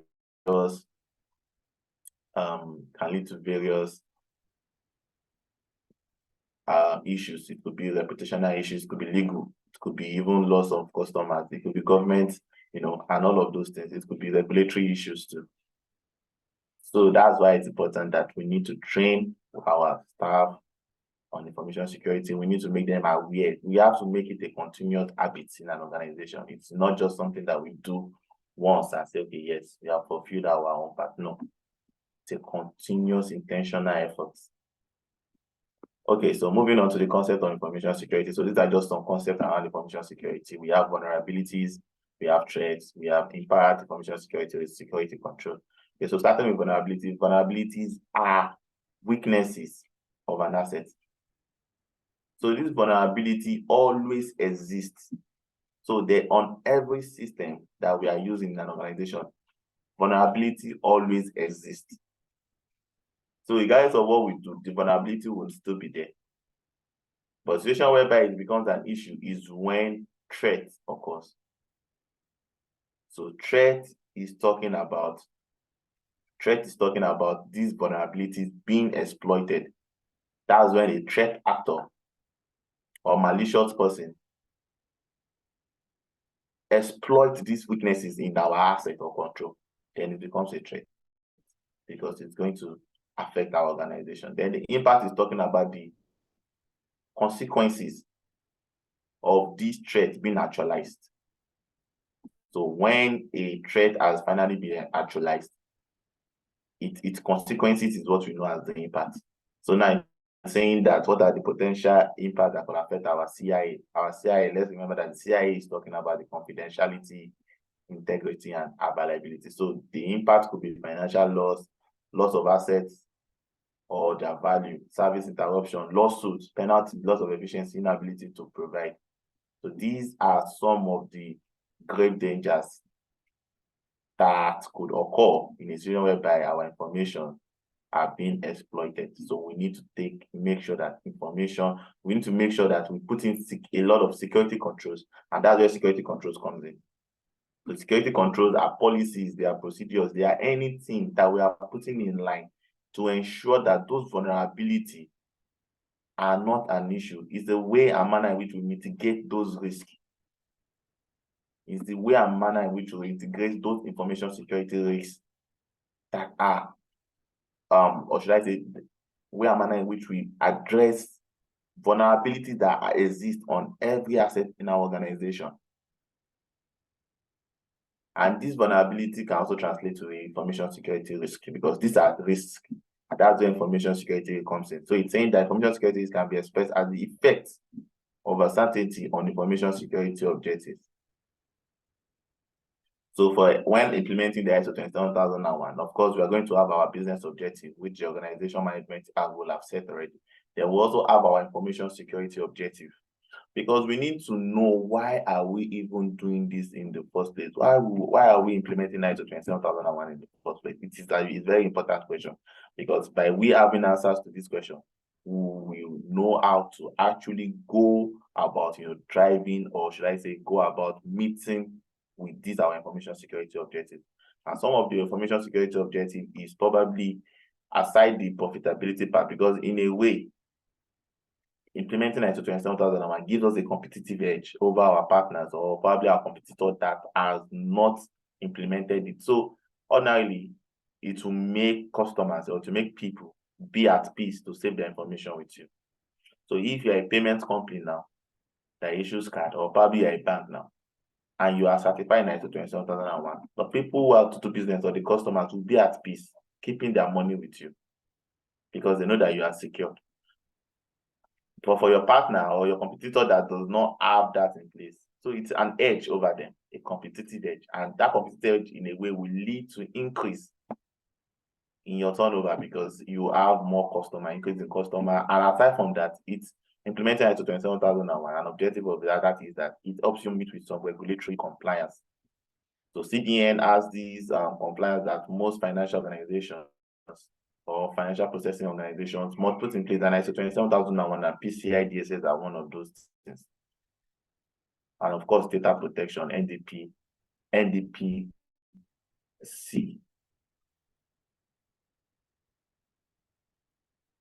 So that's that.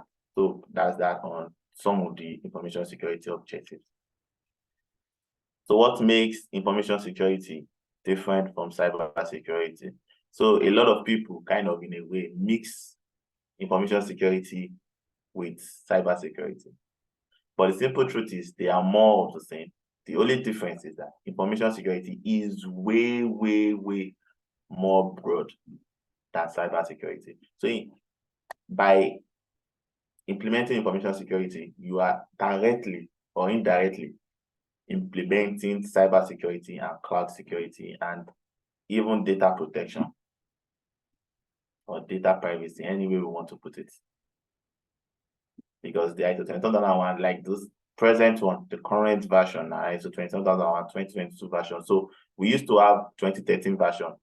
So, but now we have the 2022 version. That's what we are using now. And the 2022 version, it's a lot more encompassing. The 2022 version goes beyond just information security. It is now encompassing cyber security, data privacy.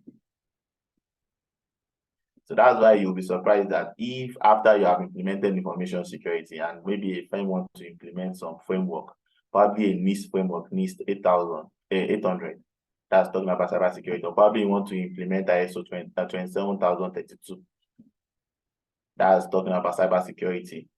If you want to be used and you have already implemented ISO 27001 before, you will see that there will be very, very little left for you to implement because implementing ISO 27001 will have touched all those aspects. So what makes it different? ISO information security encompasses all information regardless of the form it takes. However, for cybersecurity, it's majorly focused on protection of our information, or should I say of our digital footprint. That's probably basing it on just the logical side of things. Saying that, okay, how do we operate or how do we comfort ourselves while working online? So it's more about protection of our information online.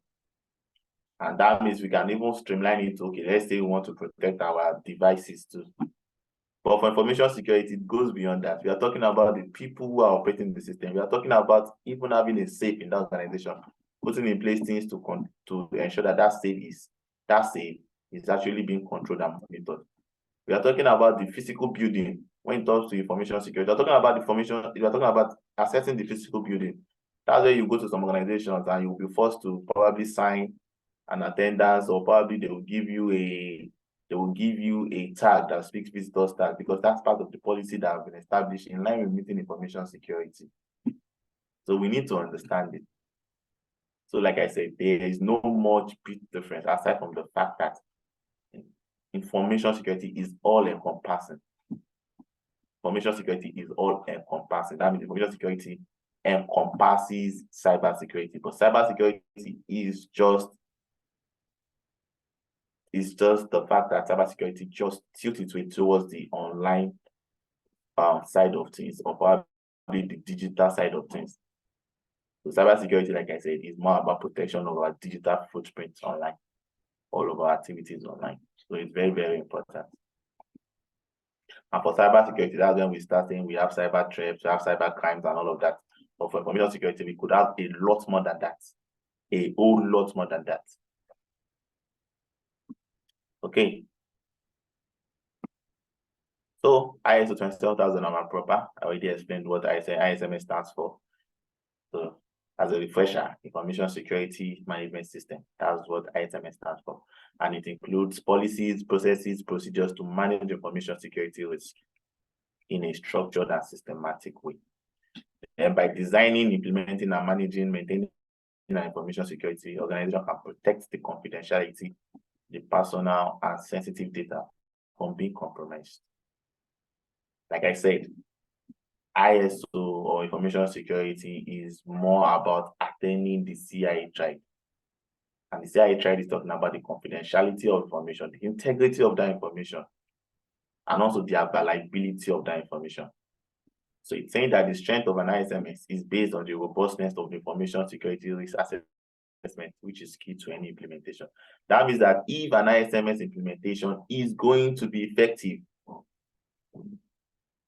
we will know from the risk assessment that has been conducted in that organization. So if you did not do your information security risk assessment well, your implementations might not go well because probably you have missed out on some key factors of key controls that are risky to your organization, but you do not point it out in that risk assessment.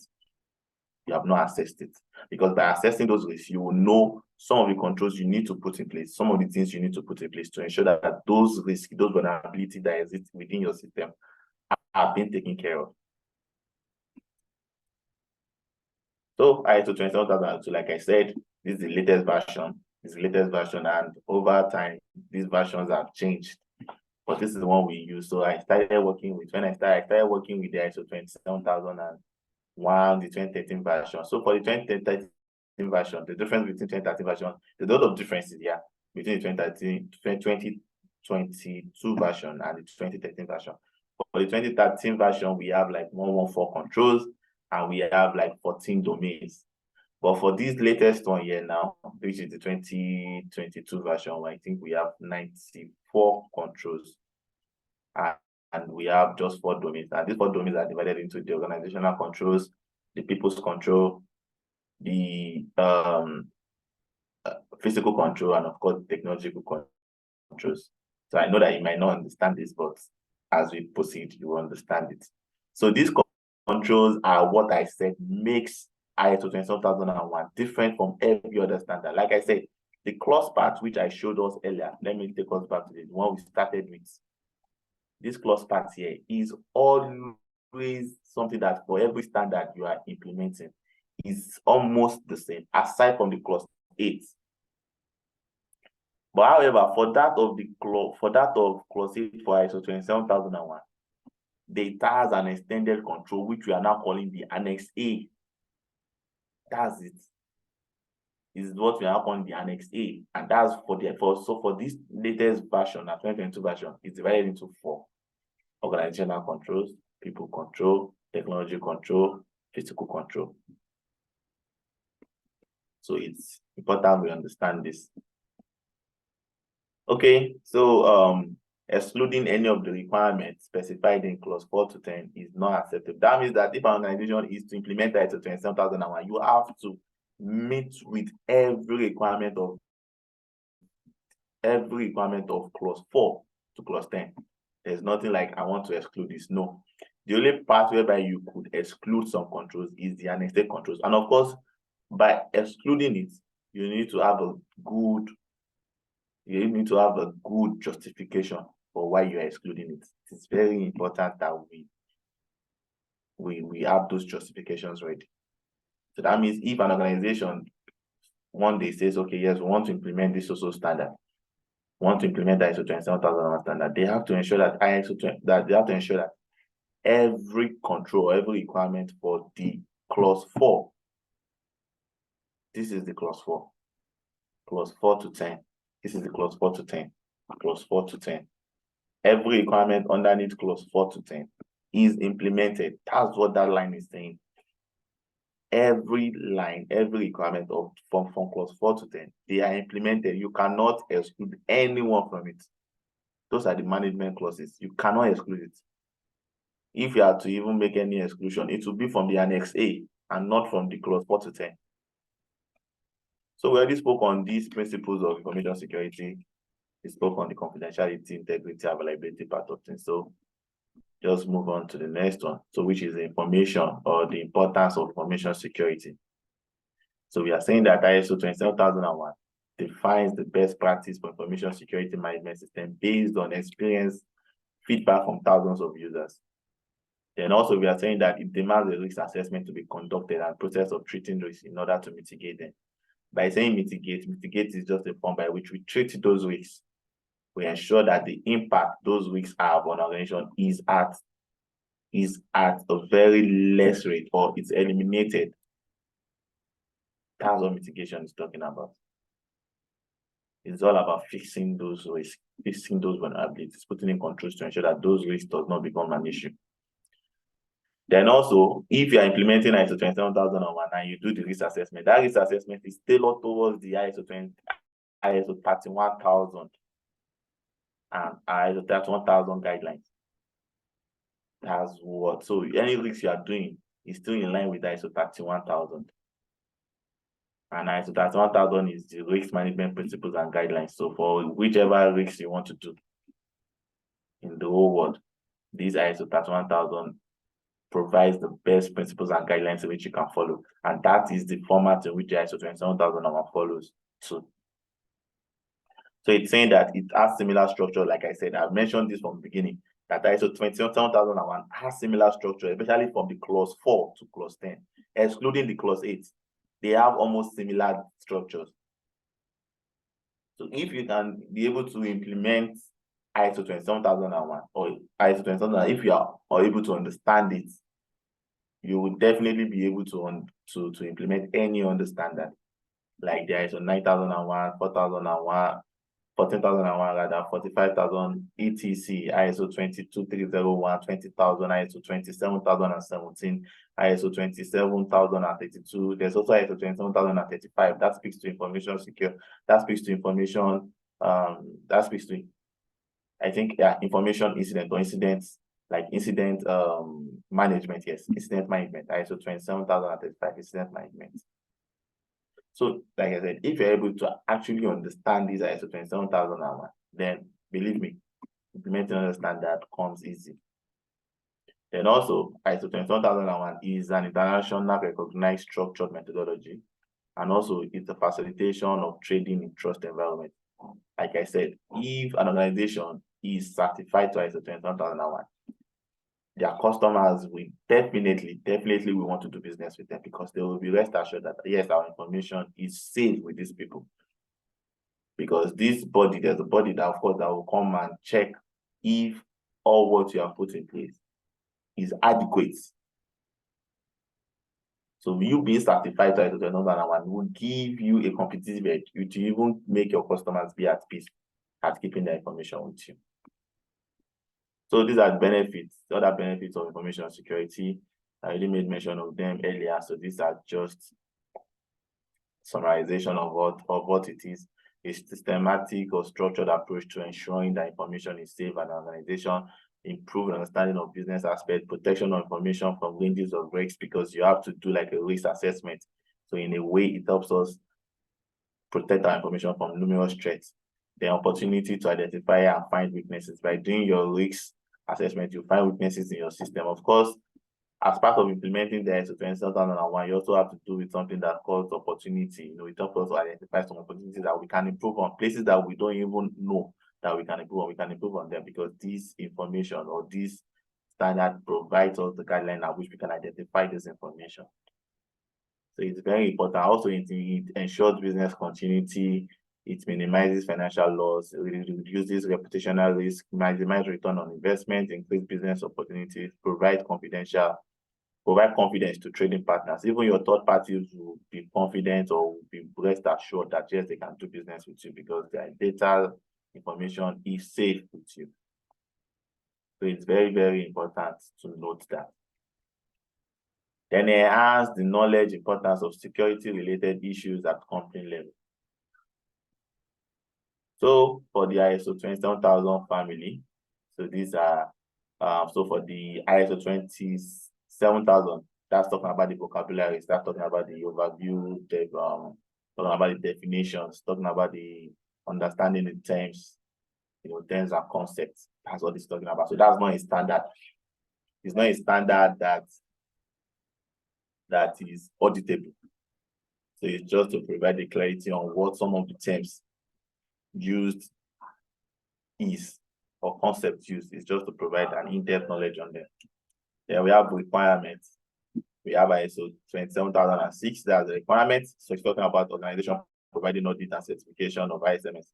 Then we also have ISO 27001, which is the one we are taking. It's talking about information security management principles. Then we also have ISO 27701. That's talking about the privacy information security management system. That is similar to our data privacy that we are doing in Nigeria, the NDPL. Then we have the general guidelines.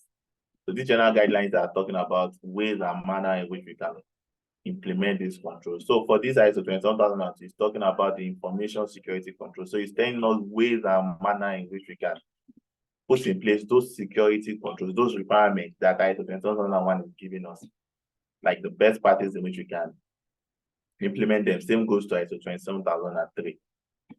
Then ISO 27000 and ISO 27704 is talking about ways and manners in which we can implement the monitoring, measurement, analysis, and evaluation.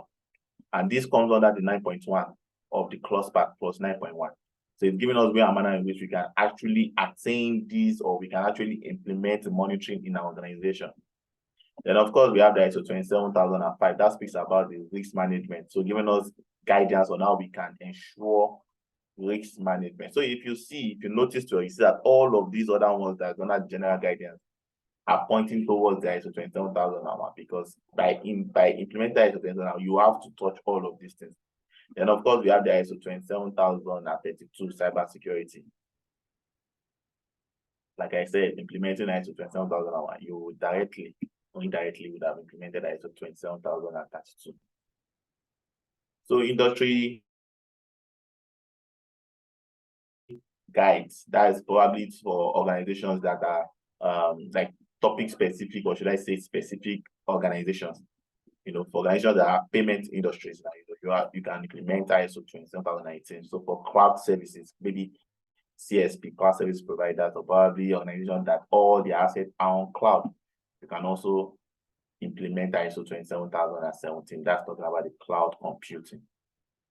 So it is very, very important to know that these ISO 27000 has a very, very wide and in-depth family. Okay, so this is history, so it goes beyond this, but this is the one we're able to capture for now. So we have the ISO 27001 2005 version, and like I said, we have the 2013 version. So it was revised in 2013, and we have a new version. And like I said, for the 2013 version, we have 14 domains, and we have 114 controls. Then for the latest one now, we have just 4 domains.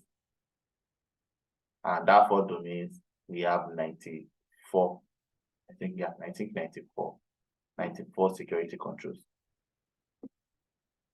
Okay, it's 93. Okay, I'm saying 93 here, 93 security controls. So this is the comparison, the old version from the new version. 11 clause, the main part of the standard, the security controls 114 for the 2013 version, then the one for the new version is 93. And of course, the domain, number of sections in Annex A, that's what I'm calling domain. So for the old version, we have 14, and for the new version, we have just 4. Okay, so ISO 27001 versus ISO 27002. So it has been prepared. Okay, let me give me a minute. Okay, so it is being prepared to provide requirements for establishing, implementing, and continually improving an information security management system. The adoption of an information security management system is the strategic decision for an organization. So this is just talking about information security. It's talking about the ISO 27001. So like I said, that ISO 27001 is an auditable standard. Let's go to the ISO 27002.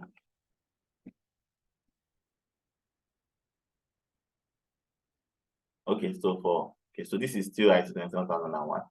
So it provides reference set to generic information. Okay, this is for the ISO 27002 rather. So it provides reference sets of generic information security, including implementation guidance. It is designed to be used by organizations within the context of information security based on ISO 27001. So all of what this is saying is that for ISO 27002, it is just a should I say it is a document that speaks to how you could implement or probably putting in place some security controls to meet with the security or the framework for information security for ISO 27001. So it is created as a guidance document. We see it more as a guidance document, or now we could meet with the requirement of ISO 27001. That's what it's talking about here. So it's not an auditable standard. It's not a standard that you can, it's not a document that you can, maybe you want to audit yourself, you want to implement it. No, because everything you'll be doing for ISO 27002 is in line with meeting with the controls of ISO 27001. So that's just a guidance document, nothing more. Okay. So moving on. Okay, so these are some quiz. Okay, so I don't know. Probably I should just take this quiz now so that. Okay, so at the end of the class, I'll come back to all of this quiz. So let me just take the second slide. So I'm going to be presenting the second slide. Just give me a minute. So at the end of the class, we're going to be asking ourselves some of this quiz. So please, I hope we are noting down some things. Okay, so let me stop. Yeah. Okay, pause share. Okay.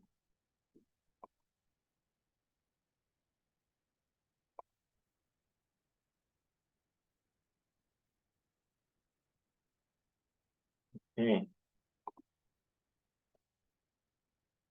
Okay, great. Okay, so I'm about to share. No. Okay. I'm about to share the other share screen.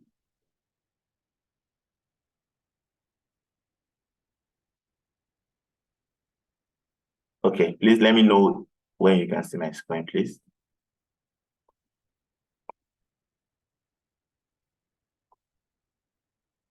Hello, can anyone hear me?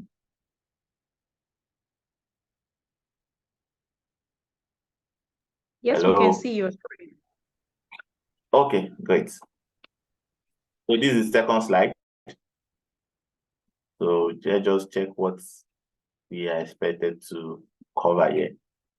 So this second slide is talking about the ways and manner. What we're going to cover here is talking about how we, or should I say, the documentation required to implement the ISMS, and also establishing and implementing the ISMS.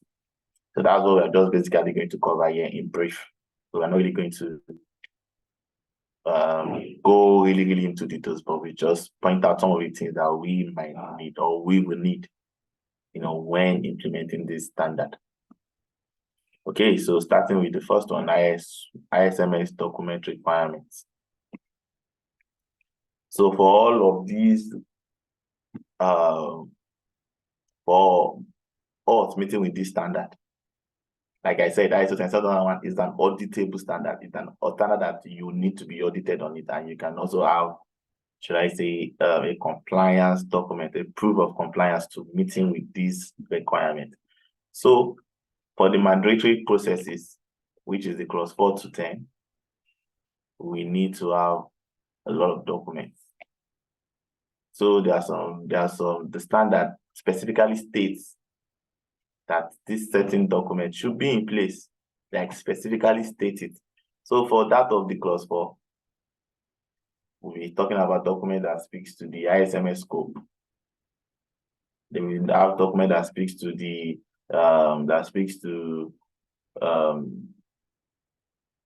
should I say the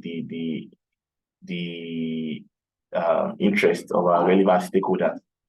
And our relevant stakeholders, any relevant stakeholder organization goes beyond just the employees alone.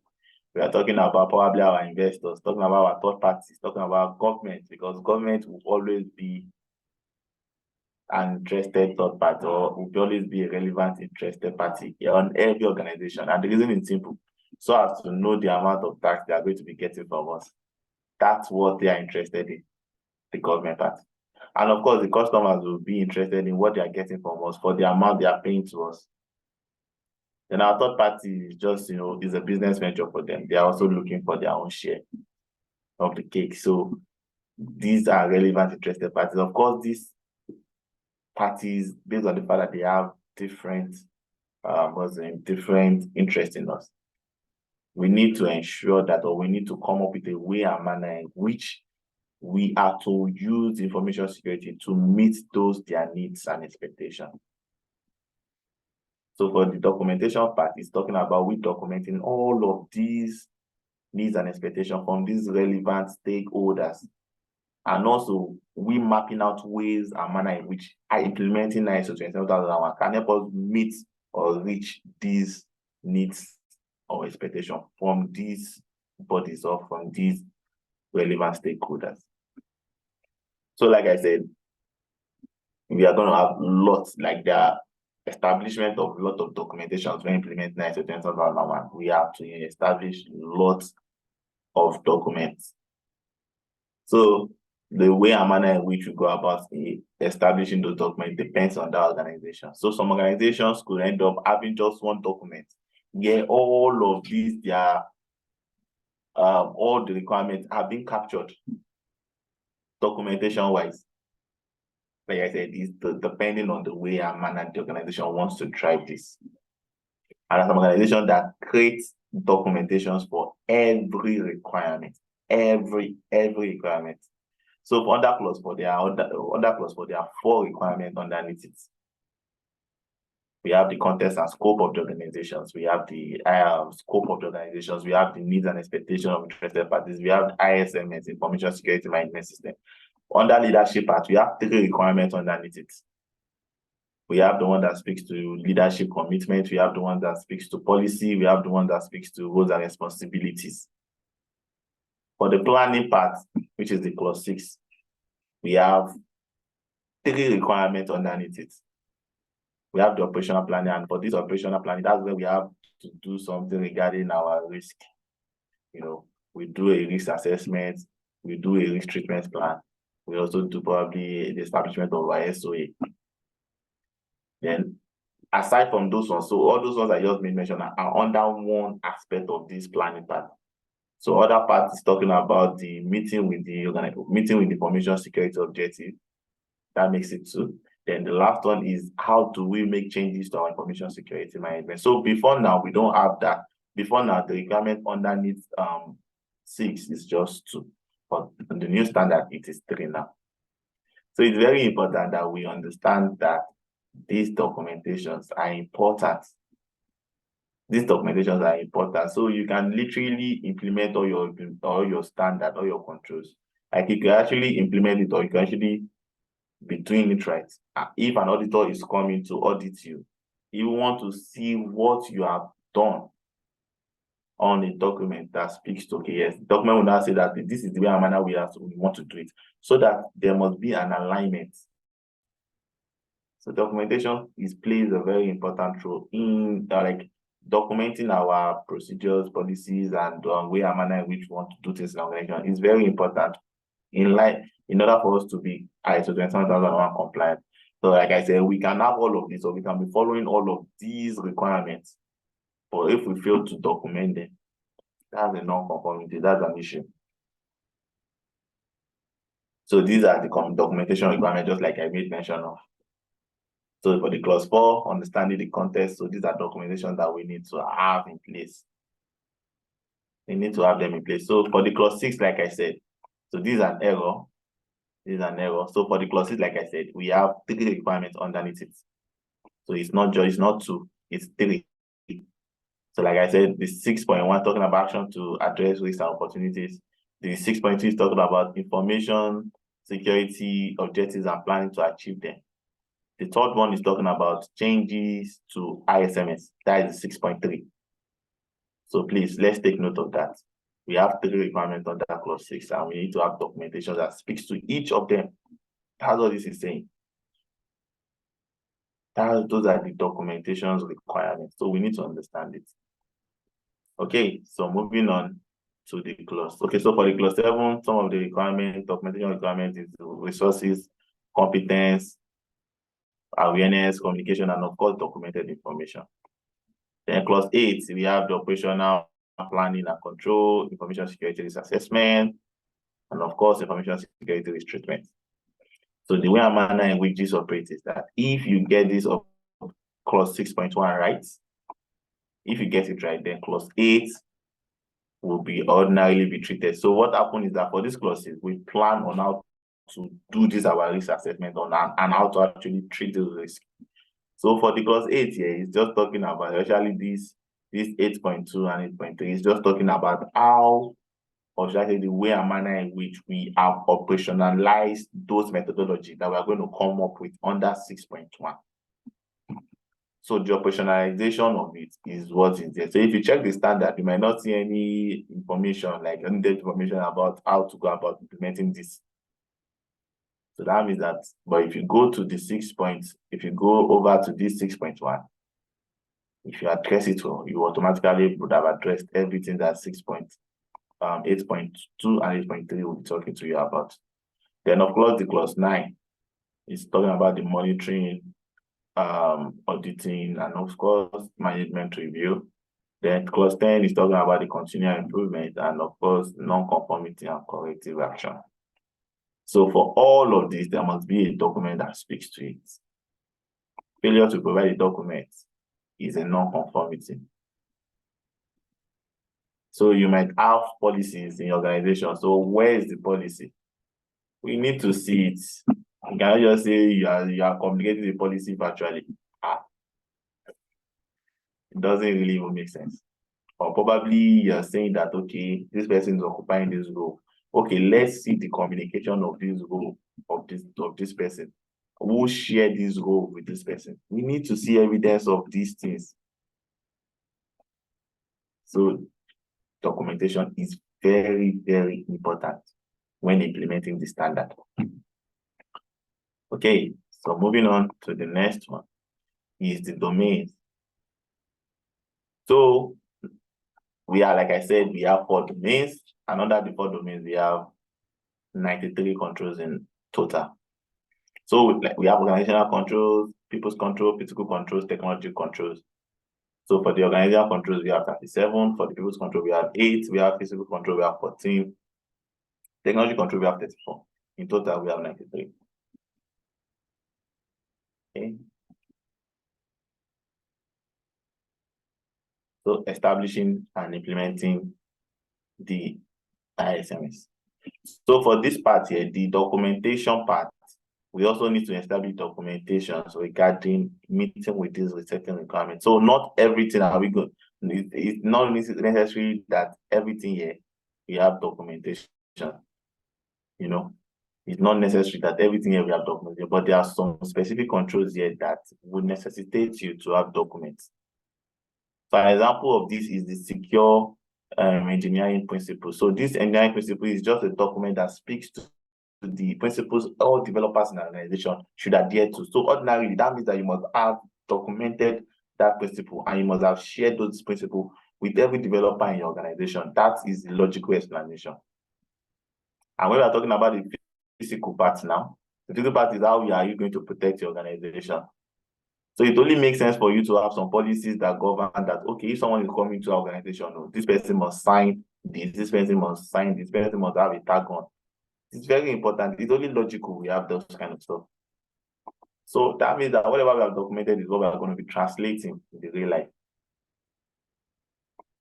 Okay, so moving on to the establishing and implementing ISMS. So ISO 27001 and its relatable framework. So we're talking about the PDCA cycle. So this PDCA cycle is just the process at which we can use, the process at which we can use to implement the standard. So it's also known as the internal audit check that could be conducted before understanding the requirement of requirement processes of ISO 27001. It's a process model adopted by the 27001. So it's the process, or should I say it's a model for which we can use to implement the information security standard. That's just it. So ISO 27002, we already explained what it is. It's just a guideline. It provides a guideline for how we can implement some certain information security controls in order to meet with ISO 27001 framework. Then this 27005, like I said, is just a way it provides frameworks for, it provides the guidance on how we can implement or how we can go about information security risk. That's just it. It's just a way and manner in which we can come up with with guidance on how we can do the risk part of things.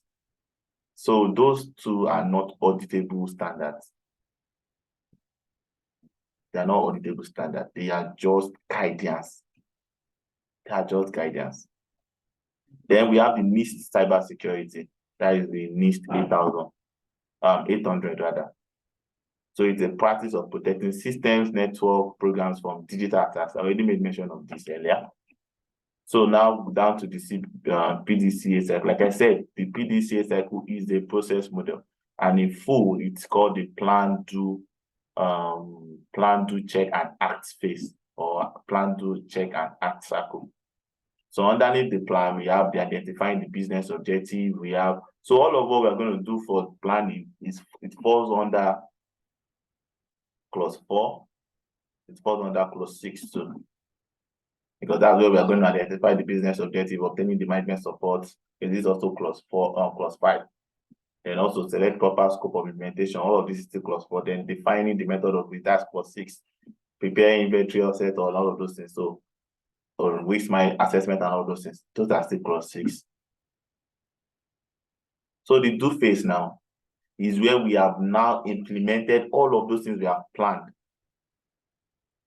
So we make a plan. After we have made a plan, we implement it, and that's the do phase.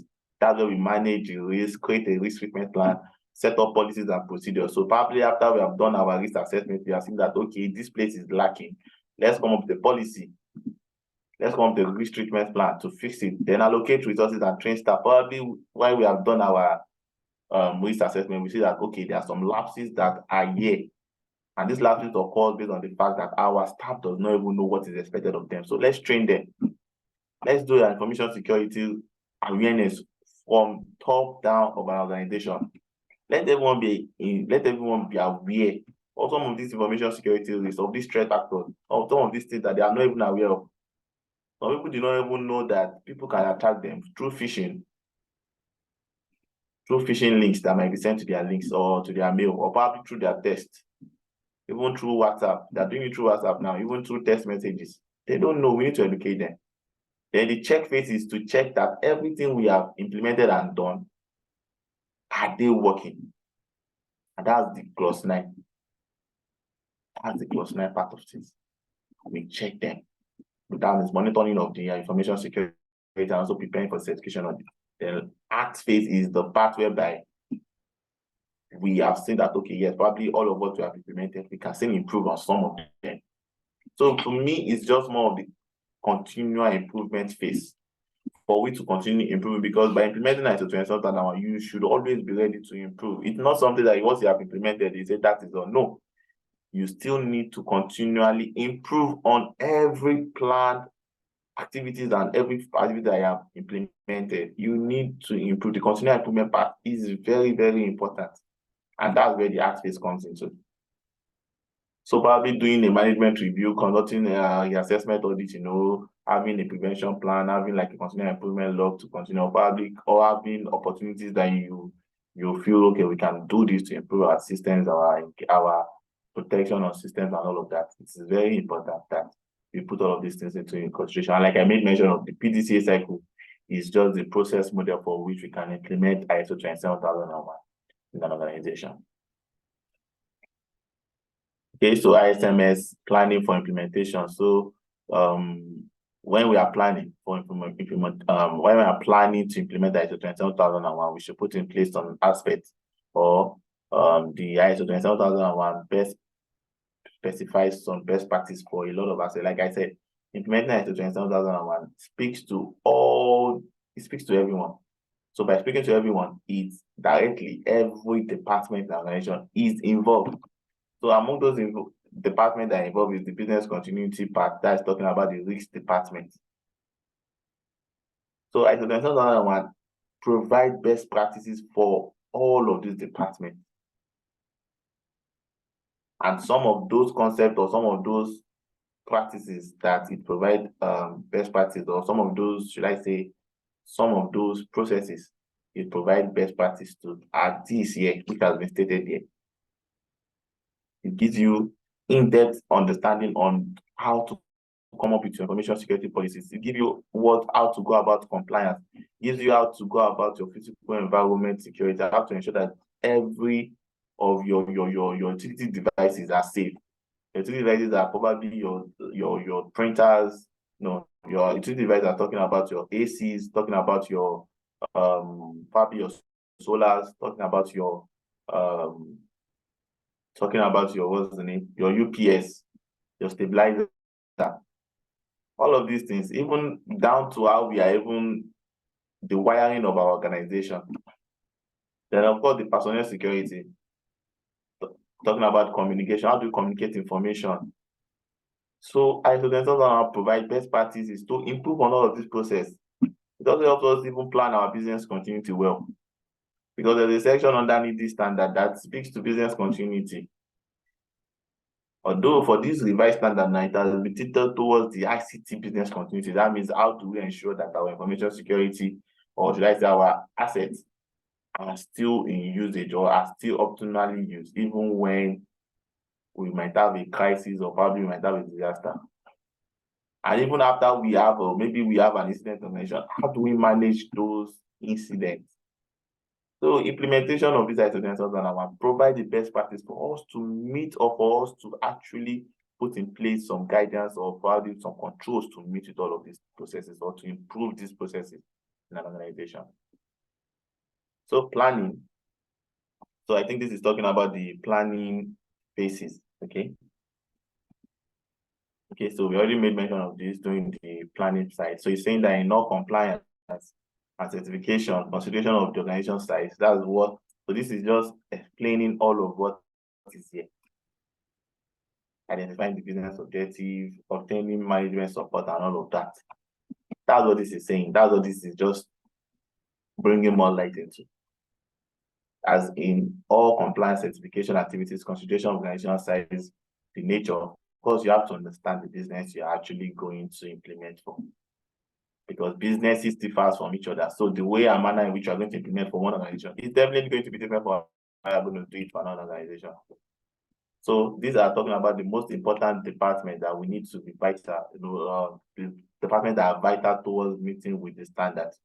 Like I said, every department has to be involved. But of course, there are some vital departments that plays a very key role. So an example is the internal audit department, the IT, the IT department. They are very important. Even down to probably the business department. I don't know. So depending on the organization. So some organizations label their own. So every department that actually communicates or that actually handles speaking with the third parties, because suppliers too is a very key, important assets on organizations too. So we need to manage the affairs of these suppliers, because some suppliers might have, what's the name again? Might have might have access to some of our information. So it's important to ensure that those information they have access to is actually secure and safe. So there are some departments that handle those suppliers, there are some departments that handle procurement, and that's what all of this is talking about, procurement. And of course, the compliance department is also important, compliance and legal department. So like I said, the facility management is also largely implicated. So every department, the HR is very, very, very important, because it's the HR that is going to employ people into the organization. So you need to know who you are employing. So implementation phase is saying that an organization also needs to have a detailed understanding of the PDCA. Implementation phase to manage the cost of the project. The cycle of PDCA is consistent with auditable international standard. So ISO 27000, 8001, 9000, all of those things. So it's saying that dictate the following PDCA step for an organization to follow. So by implementing, or say you want to implement your standard, you also, of course, you have to define your ISMS policy, define the scope of the ISMS. That scope is talking about the confinement, it's talking about the boundaries of which the ISMS you're implementing is going to meet. So some organization might say they want to implement ISO 27001 and they just want to implement it for just their headquarters alone. Or probably some organization will say, okay, we just want to implement it for this certain department, probably just the IT department. Depending on the resources available, because your resources is going to determine. Because implementing ISO 27001 is not cheap, but on the long run, it's a very profitable investment. Because it's better than your information is being leaked or being accessed by someone who is not supposed to be accessing it. Okay, so the following steps consider the IT maturity within organization and process registration processes. Okay, so these are the implementation phases. So all of this here is just what is there. All of this here is just what is there. All of what is stated in this PDCA cycle. That's just all what has been graphically explained here. So moving on from this is the mapping. Okay, so mapping. Okay, so this is just a repetition of what we have been saying all day. So for the defining of the policy, ISMS policy, of course, you have to identify your business objective and also obtain management support. Then defining of the scope of the ISMS, you have to select proper scope implementation. That's the confinement at which we are going to implement the standard. Performing a risk methodology or performing a risk assessment is you have to define the risk assessment you are going to use. And for every ISO 27001, the best approach to assess the risk is through the asset-based risk approach. Asset-based, so you have to do it based on the asset of the organization. For other standards, it might be process-based. But for ISO 27001, it is what's the name? It is asset-based. Then of course, manage the identified risk. The phase is so what it correlates with is the phase 5, preparing an inventory of assets to protect and rank all of those things. Then select controls to be implemented. That's talking about the so for the select controls to be implemented and applied is in line with this preparation of the SOE, because all of these the controls that we are going to select and apply, you have to reflect it in the SOE. So SOE is talking about statement of applicability. That means that it's talking about the controls that are applicable, the controls that you have selected and you have implemented. So for example, whereby you did not implement a certain control, you should reflect in the SOE that, okay, for these also controls, we did not implement it. And you put a justification to why you did not implement it. So all of those phases are in the phase 6 to 8. Then review and registration steps. Okay, so the management and review internal audit here. So that's the phase 9, monitoring and implementation of the ISMS. Then we have the registration and certification. That's the phase 10. You have to prepare for certification audits because it's an auditable standard. You will get a certificate once you pass from a governing body too. So ISMS improvement is talking about the conducting periodic assessment. Like I said, implementing ISO 27000 now is not something you do once and say, okay, yes, I'm done. No, it's a continual process in which you have to continually improve on your processes. Okay, so cost of implementation before implementing ISO 27001, like I said, it is not cheap, but it's a profitable investment on the long run because of the benefits. The benefit outweighs the cost. So now, before implementing ISO 27001, one needs to consider the cost of the project length, which are further influenced by detailed understanding of the implementation phases. Then also, any cost is painful in these top economic times. In today's cloud computing environment, organizations that wants to reduce costs without compromising information security are looking for ISO 27001 certification as a promising means to provide knowledge about the IT security. So implementation costs are driven by the perception of risk and how much risk an organization can accept. So still on the cost of implementation. So internal resources, the system covers a wide range of business functions, including management, HR, IT, facilities. So these are all the resources that will be needed, and even more, depending on how the organization has provisioned their department. All of these resources will be needed for implementing ISO 27001. Then we have the external resources. This is talking about experienced consultants Decision whereby an organization is just implementing it for the very first time, they need guidance from experienced heads. Those are the consultants. Then also certification. Only a few approved certification agencies currently assess companies against ISO, but the fees are not much. But the fees are not much more than against other standards. Then implementation. This cost largely depending on the health of the IT within the organization as a result of this assessment and audits. By implementing this standard, you might want to get a system to help us. Probably a system organization does not have like a SIM solution before now, so they want to get it, but they don't have like a DLP, a data loss prevention. They want to get it. Probably they don't have like antivirus, they will need to get it. So these are costs that may come up during the implementation. So roles to be involved, or who is to be involved in implementation, like I said, the primary stakeholders, probably people who are putting in their money. Secondary stakeholder will be probably the investors, probably people who got shares and all of those. So the implementer, top management also, the information security governance staff, IT department, internal department, data protection officer, everyone needs to be involved, down to the CISO, down to the CSO, everyone needs to be involved. Okay, so that's basically everything for today. So we'll just be taking the quiz and we'll call it a day. So we have like 5 minutes to answer the quiz together. So I don't know if, okay, so this is what I'm going to do. Probably anyone who can assist in answering any of this question, I throw it to the crowd. I don't know how it's going to okay, but this is a quiz that I would just like us to answer before we call it a day. All right. Before we take the quiz, probably we can entertain their questions. Does anybody have a question? Please drop in the chat room. We'll answer your questions before we quickly take a few quiz.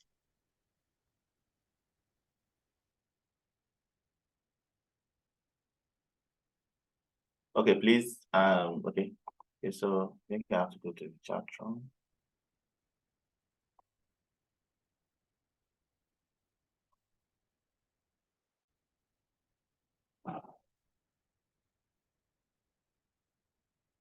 Okay, so please, any question, please.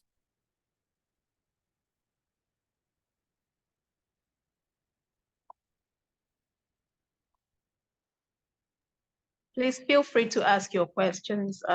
If we do not have questions, then we can take the quiz. Probably 1 or 2 questions from the quiz. Okay, so if no one is asking a question, if we don't, we don't have questions, so I think we can take 1 or 2 quiz before the time elapses. Okay, thank you. Yes. Okay. So I don't know if I should call on someone or I don't think I can even see the list of participants. Or okay, maybe I just throw the question and probably we just answer in the. Yes, you could. You could throw the question and okay. Okay, yeah, answers are coming in. Answers are coming into the quiz. You can look at that. Okay, great. Yes, I'm seeing that. So for the first one, okay, Joyce and GD and Kolawole, everyone is taking C. Let me check if it's C. Okay. Okay, yes, that's good. So for the question 1, the answer is C. It's on the PDCA circle, just like we made mention of. So that's where the question came in. So we are saying that the process model for ISO 27001 to adopt is the plan, do, check, and act phase. So that's the answer for that. So we are right on that. So for the 2, let me go back to the chat room. Let's see our answers. Okay, I'm seeing 2. Okay, so for the question 2, please. Okay, so I've seen 2 answers. I've seen an answer from Jasmine. So Jasmine said the answer for number 2 is C. And Joyce said the answer for 2 is B. Aditola Zainab said it is. Aditola, okay, Aditola chose, okay, B too. Okay, B. So hope. So there are conflicting answers there. So let's just say 2 is once. Okay, so B. Hope change our answers. Okay, hope you are changing to B. Okay, so let's see what the answer is. Okay, so he's saying that what is the term that provide guidance for selecting and implementing information security controls. So question A, answer A is 2 is saying, option A is saying ISO 27002, B is saying ISO 27001, C is saying ISO 27005. So far, our answers so far are wrong. So it's neither B and it's neither C. The answer to this is A. It's A. So it's saying that, this is the question, let's understand the question together. It's saying that what is the term that provides guidelines? That provides guidelines. So it's saying that what is the term that provides guidelines for selecting and implementing information security control. So this is saying that it's not, we are not talking about what is the standard itself that we're implementing. We're not talking about what the framework is. So let me take us back to where the answer is, so that we'll understand it. Okay, let me quickly do that. Sorry. Time is up, but let me quickly do that. Okay, great. So over here, ISO 27002 provide guidelines. Can you see it here? So please, for question number 2, the answer is A. Yes, Joyce, please. It's A. So it's already here. It provides guidelines for selecting and implementing the controls that are already stated for ISO 27001. It's a guidance document. ISO 27002 is a guidance document. Okay, great. So let's quickly treat the last one before we call it a day. Before implementing ISO 27001, one needs to consider what? What are we considering for number 3, please?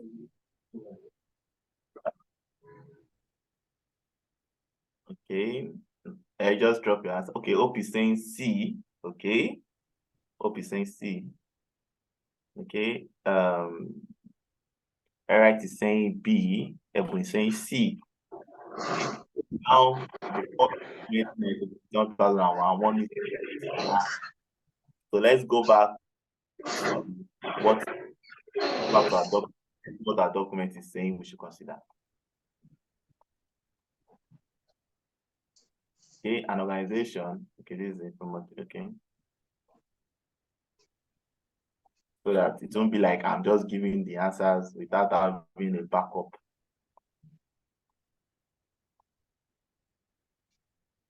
Okay, so I guess it's going to be here. An organization also need the details. Okay.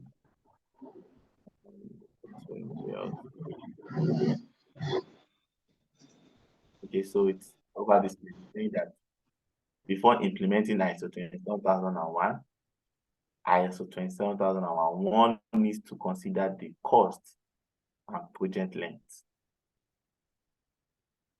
So you can see it's saying the cost and project length, which are further influenced by detailed understanding of the implementation phase.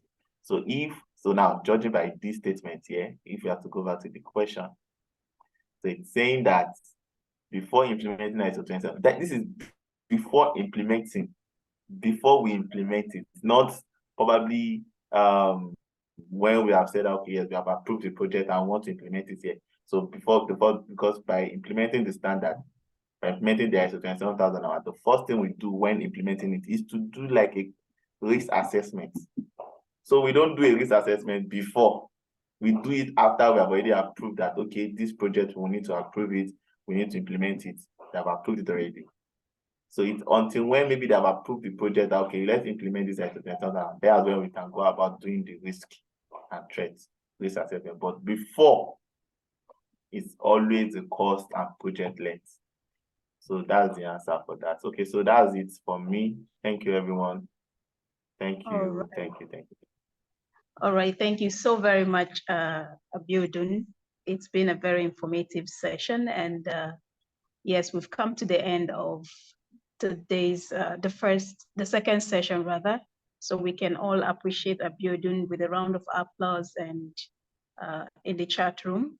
Thank you very much for being with us. So we would be going on a short break, and we'll be back by 1 to take the business analysis class. All right. Thank you very much, Abiodun, for being with us today. Thank you. We appreciate it. My pleasure. Thank you very much. Thank you, everyone. Thank you so much. Enjoy the rest of your day. Yeah. All right. So Mercy, please share in the chat room the assessment links for the first and second session while we go on break. I will be back to commence the last session by 1.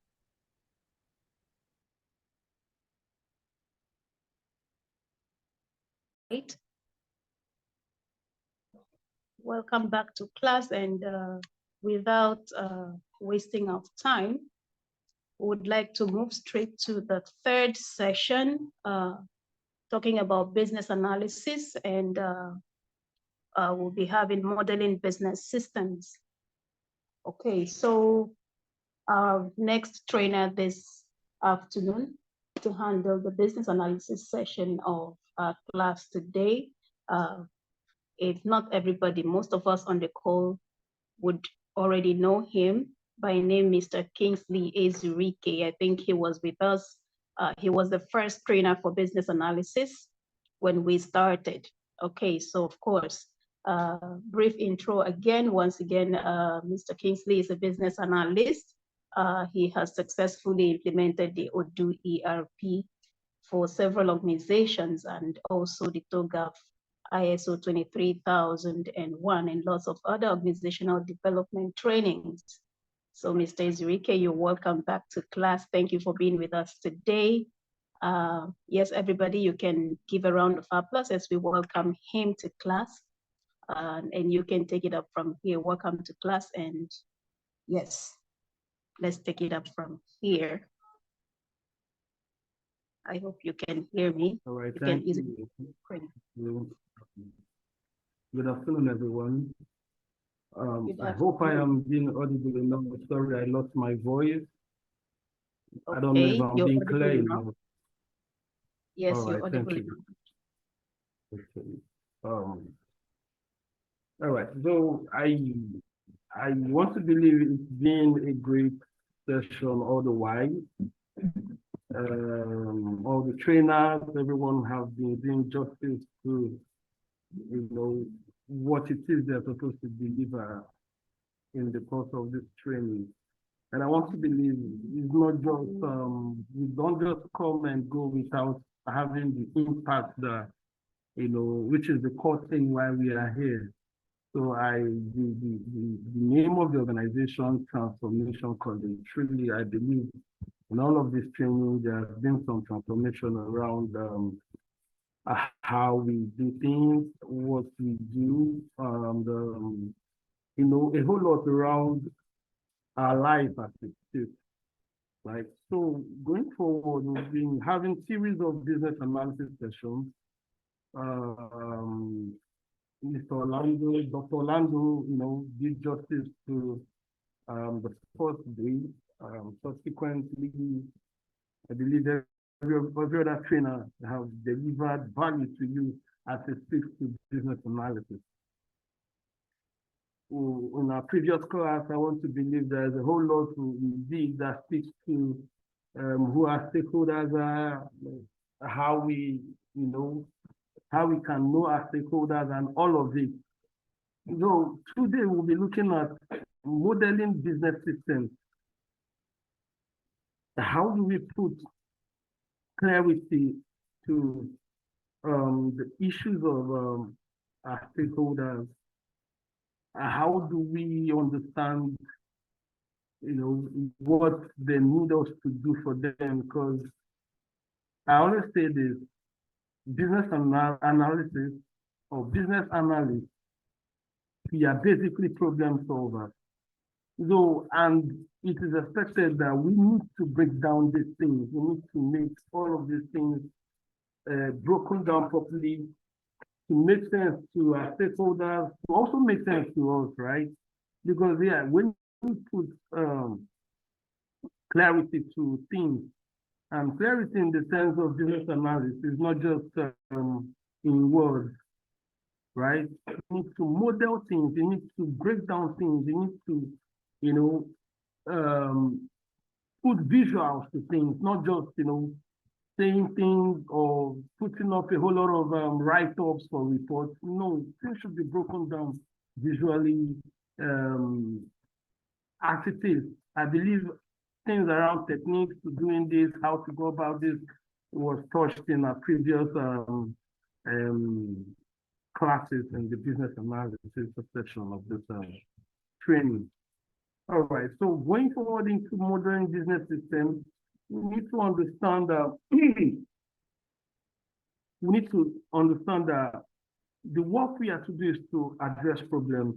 We need to solve problems. We need to know how to solve problems, right? We need to engage people in proper requirement gathering, engage the right stakeholders, to understand what they want you to do. And you also know how to explore the techniques that I believe that we touched around in this training, using all of those techniques to identify, analyze the issues and, put them in other perspectives, right? Sorry, my voice is really bad, I don't know. But I believe you can hear me, everyone.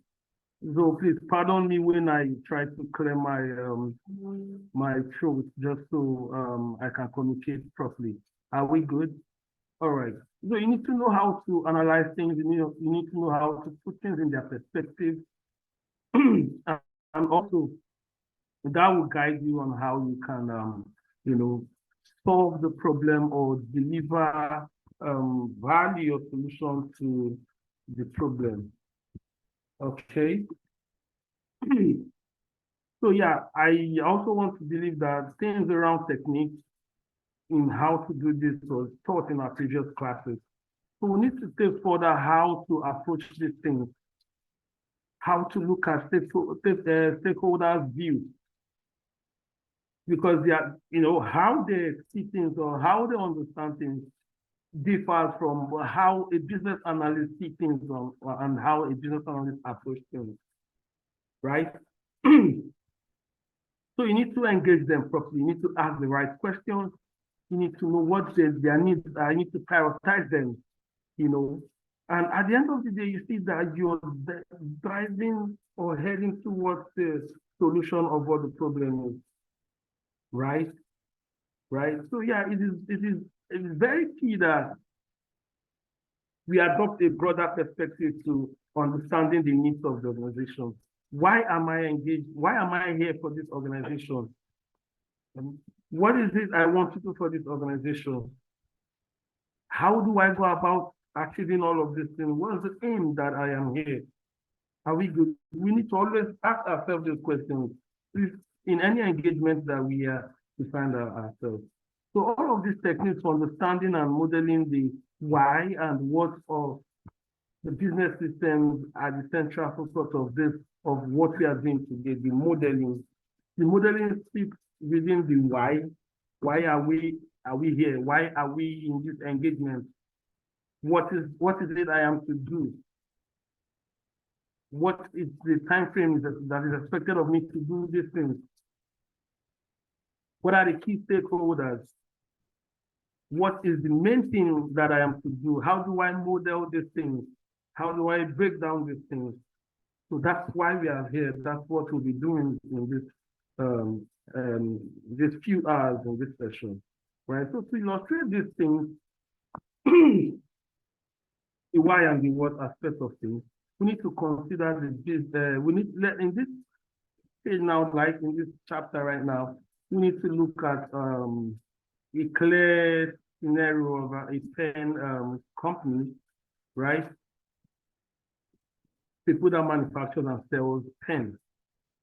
And so yeah, why the purchaser sees the pen for writing, the pen manufacturers also on their part, they'll be looking at different areas of how they can win the market, make sure that they, all over the places, everybody, their product is being sold, is being, meeting up with the value of the customer.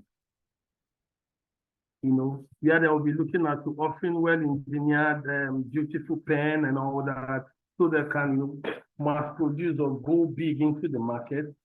You know, they will also be looking at the luxurious side of things, how beautiful or how exclusive or luxurious the item will be, right? So this choice is that the choice between these approaches will significantly impact, you know, on their business strategy. They need to sit down, the stakeholders need to sit down, or the top management needs to sit down to strategize how to go about all of these things, right? They need to sit down there to get clearly what strategy do they need to, you know, go into this business or into that industry as it is, right? The decision should align with the core values of what the organization is, right? So strategy is very key for stakeholders, for top management. They need to be clear with it. They need to, you know, put it very clear. So a business analyst comes in to align the solution that he or she is to, you know, offer, ensure that it aligns with the strategy of the organization they are working for, right? The business analyst is not supposed to work outside the scope of what the organization does or what they are doing. So there should be an alignment between them. Are we good, everyone? All right. So all these things they are often expressed. There's what we call most structure, right? MOST. It's a structure. What does it talk about, or what do they mean? The M stands for the mission. Every business analyst needs to understand the mission of the organization, the mission of the business. What are their core objectives? Oh, what objectives? What are the core objectives of the organization?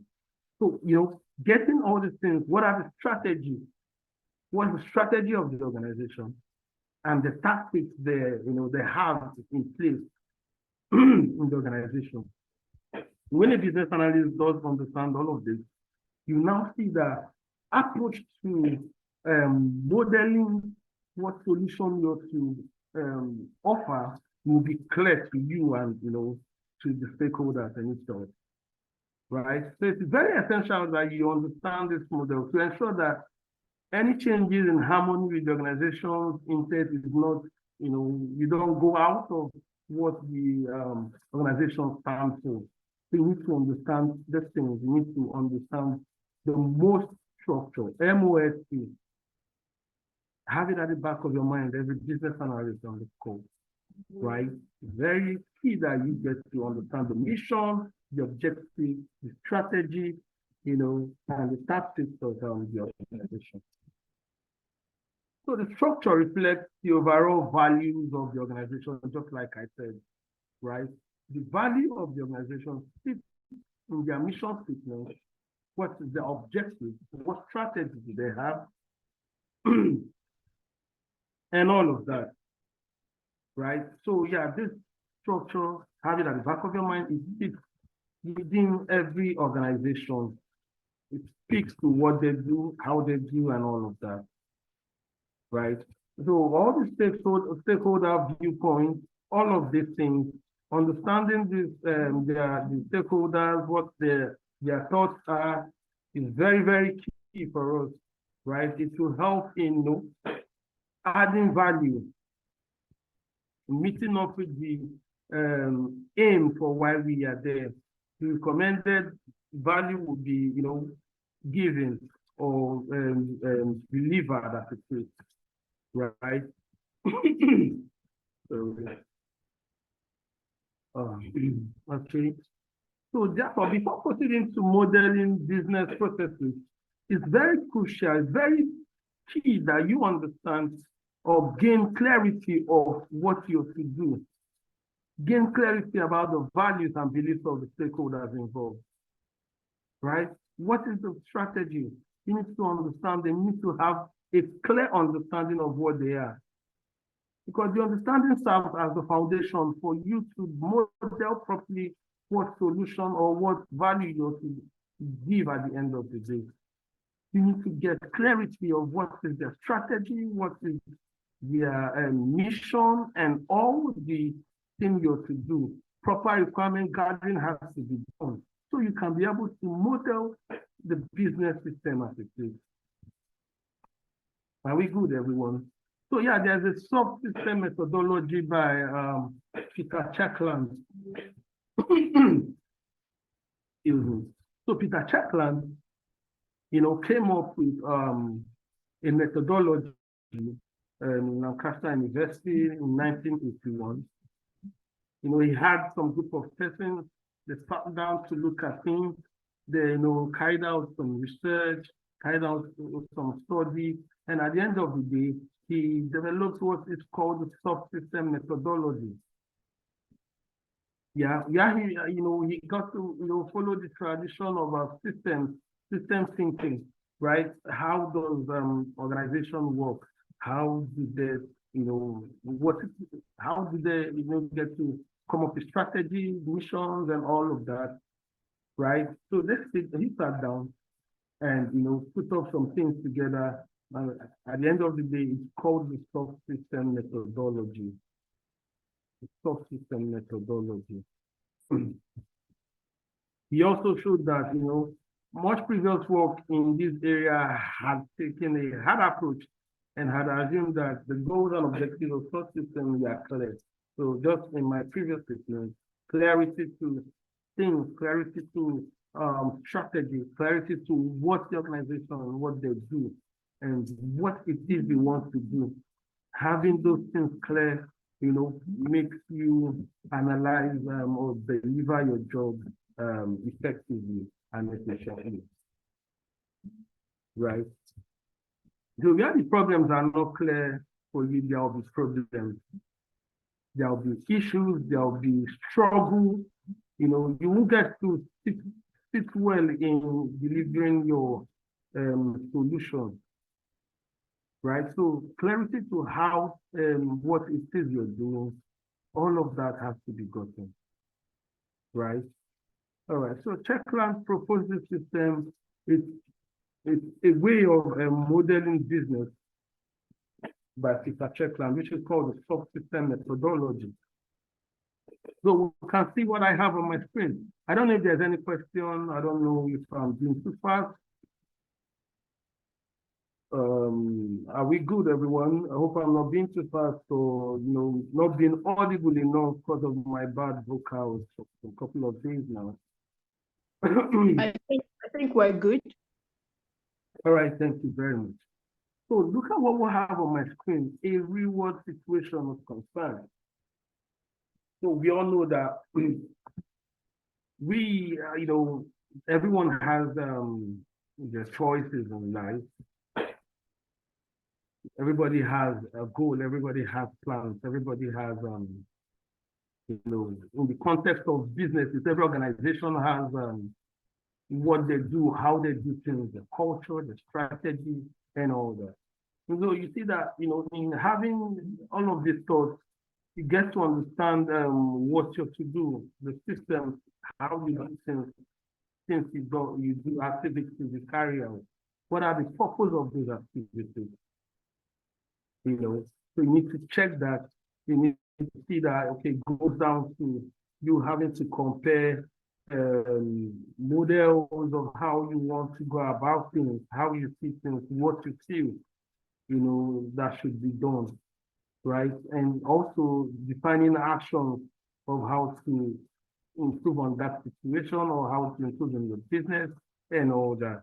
So it's like, how Peter Checkland gets to, understand or what he puts up for us to approach modeling our businesses. It's subsystem methodology, right? See how the arrows goes round and round and round. So just to put up a picture of a real world situation of concern to us.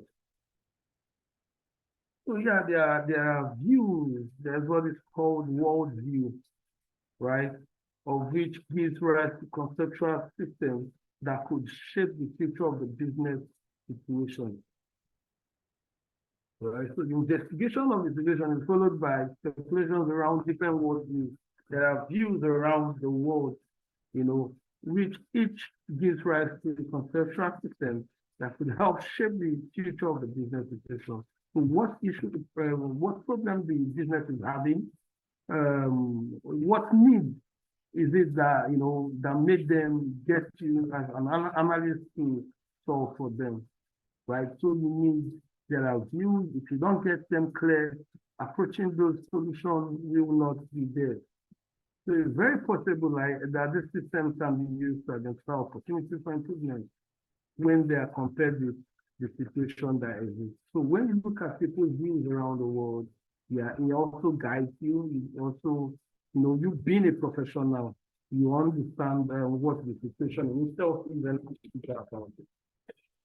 Now, the views of the world of people may be derived, following discussion with stakeholders, or conceived by the analysts based on their views. Just like I said, getting views around the world. We all live our life, day-to-day life, and we listen to news, we get to some articles online, blogs, and all of that. Going down to issue of a business or issue in an organization, you get to engage the stakeholders, get to hear from them, get to align it with what you understand as an individual, what research you have made, and also professionally as a business analyst, we also have to have a way around it. You need to find your way around it and deliver value at the end of the day of solving that problem. So in the subsystem methodology, each view is developed and formulated as a person. So Peter Checkland in the subsystem methodology, he, how you can model these things, in statements, in a sentence, using some breakdowns to them, right? Though there are modeling that you can do with symbols and all that, right? Peter Checkland's subsystem methodology is simplified sentences. You can use them to formulate or build your or model your solution of what the situation of the business is. So those sentences that Checkland is talking about, they are called root definitions, what the problems are, putting up those problems, he called them root definitions. But yeah, the preferred term for all of those things are called the business perspective. Business perspective. There are different stakeholders may identify different systems based on their belief and values with regards to what they do or the industry they're playing. Right. So every stakeholder, every CEO, every businesses in the diverse industries, they have their belief of how they're thinking or how they assume. But so many of them, yeah, they are not proper analysis. So it's an assumption or more like an expectation of what they want you to do. But they wouldn't be clear on how these businesses in those areas should be, put in order of perspective, priority, get to do your analysis properly, using all the SWOT analysis, person analysis, and all that we've treated in our previous topic. So all of this really will help us deliver value as business analysts. The difference between these systems will be considered by examining the models representing the system and considering where they overlap, where they are in conflict with each other, or where gap exists. So in our previous training, or in the course of this training previously, there's something or there's a word we must have talked about that has to do with gap analysis, understanding what those issues are, why are we having large this area, and how to go about them. Because yeah, this approach can lead to the development of the consensus model. There's what is called a consensus model. Yeah, the desired feature of the system is good, right? And it can be used to explore possible improvements in the existing solution. The Checkland has this subsystem model methodology to approach these things, right? There's there's what we call a consensus model. Consensus model. So yeah, it's very important that elements of the checkline system thinking that the business analyst needs to bear in mind is that a system with all of its components working together, we have characteristics that are not of one component, right? Excuse me. All the checkline system, the subsystem methodology by checkline, we need to understand it or have it at the back of our mind that all of these things, you know, the system, the business situation, they all work together. But how now do you know, model these things? How do you break them down to deliver value? Right? These are known as emergent properties, the term that reflects that the whole system is more than the sum of all of its parts. Excuse me. For example, if we consider, you know, a car as a system, right? A car that takes us to Lagos, a car that truly will move around the city, or a bus company, or, you know, a traveling agent, more like the God is good and all a car that, you know, that will take us out. You see that the movement around the road, the right speed that it will be taking, is an emergent property, right? You need to understand what's the capacity, what's the strength of your engine, what are your suspensions, are they in order, you know, the steering, are they in order, who is the driver, is in sound mind and all that to, you know, move or take people to their destination successfully.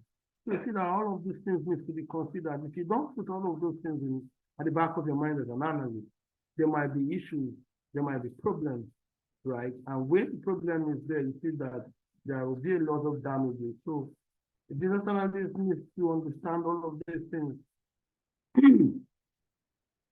Because if you don't put all these checks together, maybe you feel you just bought a new car and the engine is very sound, you just don't get to give attention to all these other areas, then there will be problem at the end of the day. Because yeah, the engine cannot do this or, you know, help us achieve the result of taking the people from Port Harcourt to Lagos to Aba, or as the case may be. So all this, what was the position of the road, the situation of the road, who is the driver, what are the suspensions, the tires and all that. So if you don't get to put all of these things in place, we might not have a smooth journey at the end of the day to our destination.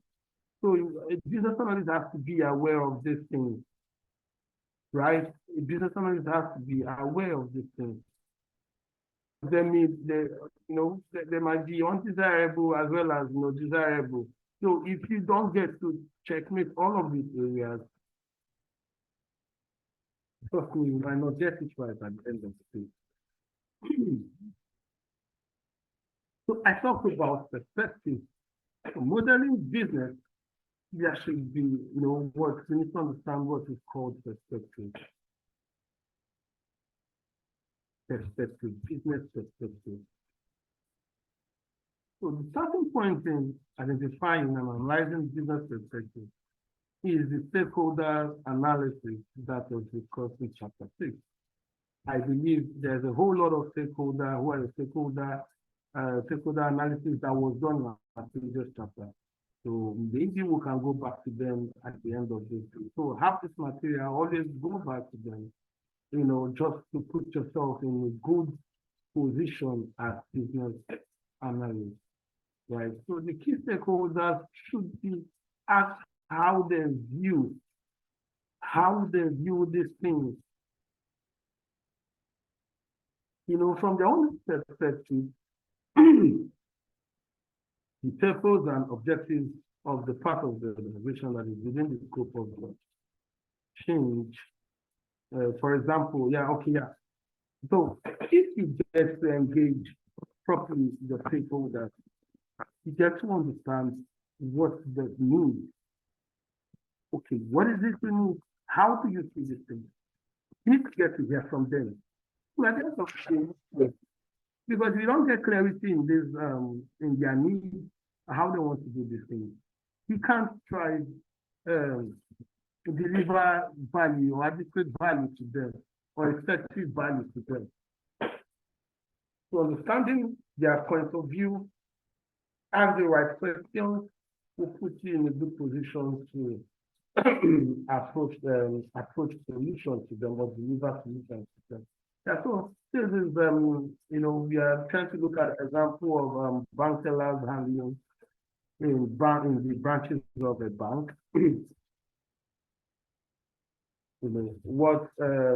How the customer gets to the bank, any branch of the bank, how they get to pick up teller, fill it up, and all that.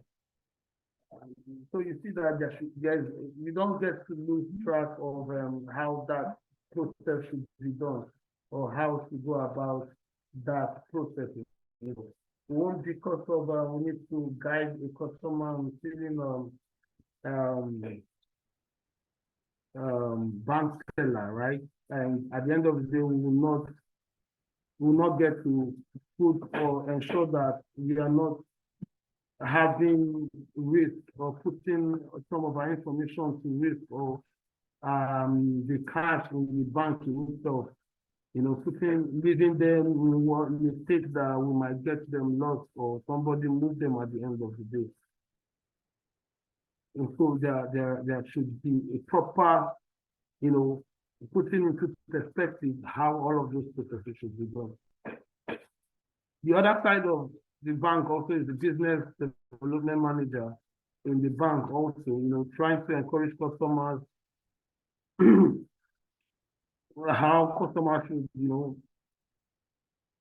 invest their money, how they should, be rest assured that the banks will not put their money into any kind of problem, So every area in the bank, the teller people, everybody is just ensuring that their job is being done. Putting into perspective what should be their action point at any time. If you don't get that, you don't get to put them into perspective, into other perspectives. We lose track of it. Right? So yeah, we wouldn't get it right at the end of the day. We wouldn't model properly what is expected of us. So in the scenario, okay, we notice that the bank teller is faced with customers directly. They're just making sure that, okay, customers feed their teller properly and ensure that there's no mistake, just so, proper documentation and all of that. So they are faced with the customer directly. View the customer service as particularly important. Whereas the manager views the business development as the main priority. Because every business needs to make money. Every business is there to make money. And who are the drivers of this area? If the BD does not, approach people, approach companies, approach other businesses, I'm talking in the context of the bank this time. The BDs are not there to drive this thing, to put the business in the face of people. There's no way we make money because people will not understand what we do. People will not know what we do. So we see that the managers are very concerned about the BDs. How are they going about pitching to other businesses, how the bank can help them, secure their money and all that, help them in their investments and all that,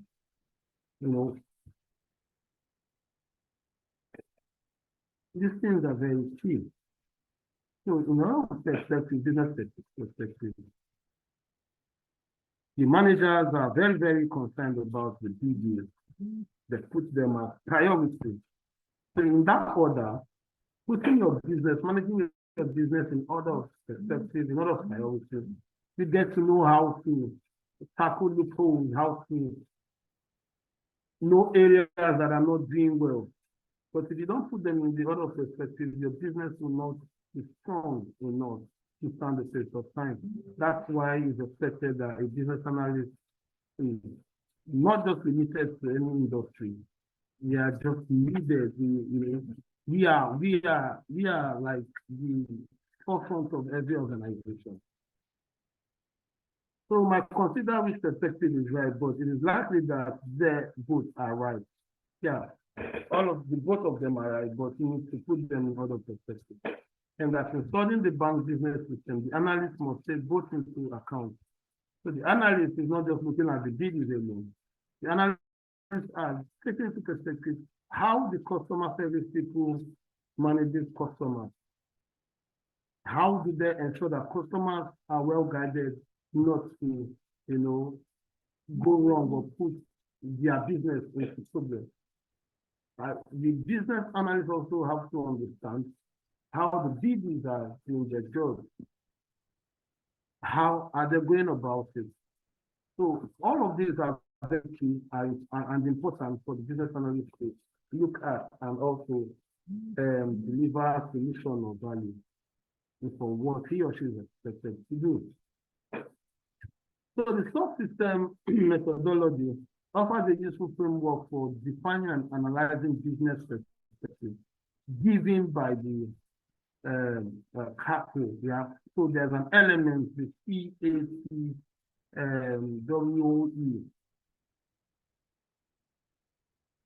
It's in line, it will guide our positioning of things, how we capture our business perspective, sits within this CAPO. Because if you don't put your business into other perspective, you will not get it right. Because you need to understand your customers, which is what the C stands for. Because they are the people that we are. That is why we are in business, to ensure that we are serving them. We are delivering the right products and services to them. So if we don't put them into consideration, we might not model that business properly. We might not, get it right at the end of the day. So the customers are the beneficiary of the transformation, the recipients of the system's product, or the person or group on the receiving end of its services. So yeah, they are the people we are delivering value to as a business. So if you don't put them in other perspectives, by understanding your customers' needs and all that, you might not deliver proper service to them. The A stands for actors, those that are responsible in performing those business activities within the scope of the organization, within the scope of what we are doing at that time. So yeah, the A are the actors that are within the organization, that represent, all of us that have our job roles and all that within the organization. All of it could be internally and also externally, because there are external bodies also that influence our businesses. So the actors are internal persons, the different units in the organization, and also the external stakeholders, like business partners, and all of that. So there are the actors that we also need to put in other perspectives. The T, the transformation, it is the activity that lies at the heart of the system. The main job, how it should be done to ensure that, value is delivered. Transforming the input to the resulting output. It captures, get to capture the core business processes, understand what are the processes that is carried out or that is taken to ensure that we get value or deliver value to our customers. So the T is for transformation. All the activities that will drive to ensure that we deliver value at the end of it. The world view, the Weltanschauung or the world view, that's the German word. It's world view, that's what the W stands for. which is an encapsulation of the individual belief about the organization or the business system. So in other words, their views as to why it exists and why it what it should be doing. So yeah, the worldview, individual beliefs of our customers, individual beliefs of the people that delivering the solution or delivering the solution itself. So how do they see these things? If we don't get to understand their belief or how they see these things, if we don't put it in other perspectives, we wouldn't know how to go about the final solution at the end of the day. We need to understand the owners of the business or owners of the solution. Yeah, so the owner could be person, it could be a group of people who take major decisions about the business system, who could change its direction or who could, in most cases, cause it to exist here, because it all lies in the owners of the business. Who are the owners of the business? Who are the people in charge? Are they ready to make this business, blossom, or they're just there? So they have the power to either make it blossom, or at the end of the day, go out of business. So if you don't get to put it in other perspectives using the capital, you wouldn't get these things right. So the E stands for environment, the conditions and the rules under these systems must operate. That they are outside the control of the owners and must be regarded as given. So we did something around personal analysis in chapter 3, right? Yeah, this helps to provide the tools for defining many of the environmental factors there. I don't know who can, tell me what PESTLE is, P-E-S-T-L-E. Yeah, quickly, somebody tell me what they mean. They all stand for something. Before I go to the next slide, let me know who is there. Quickly, everyone. Let me just get like 3 persons. Tell me what PESTLE is.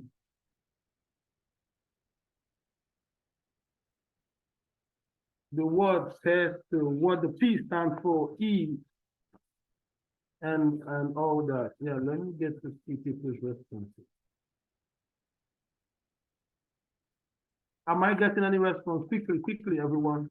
Let me know people that are listening. Okay, political, economic, yeah, okay. Good. Someone else?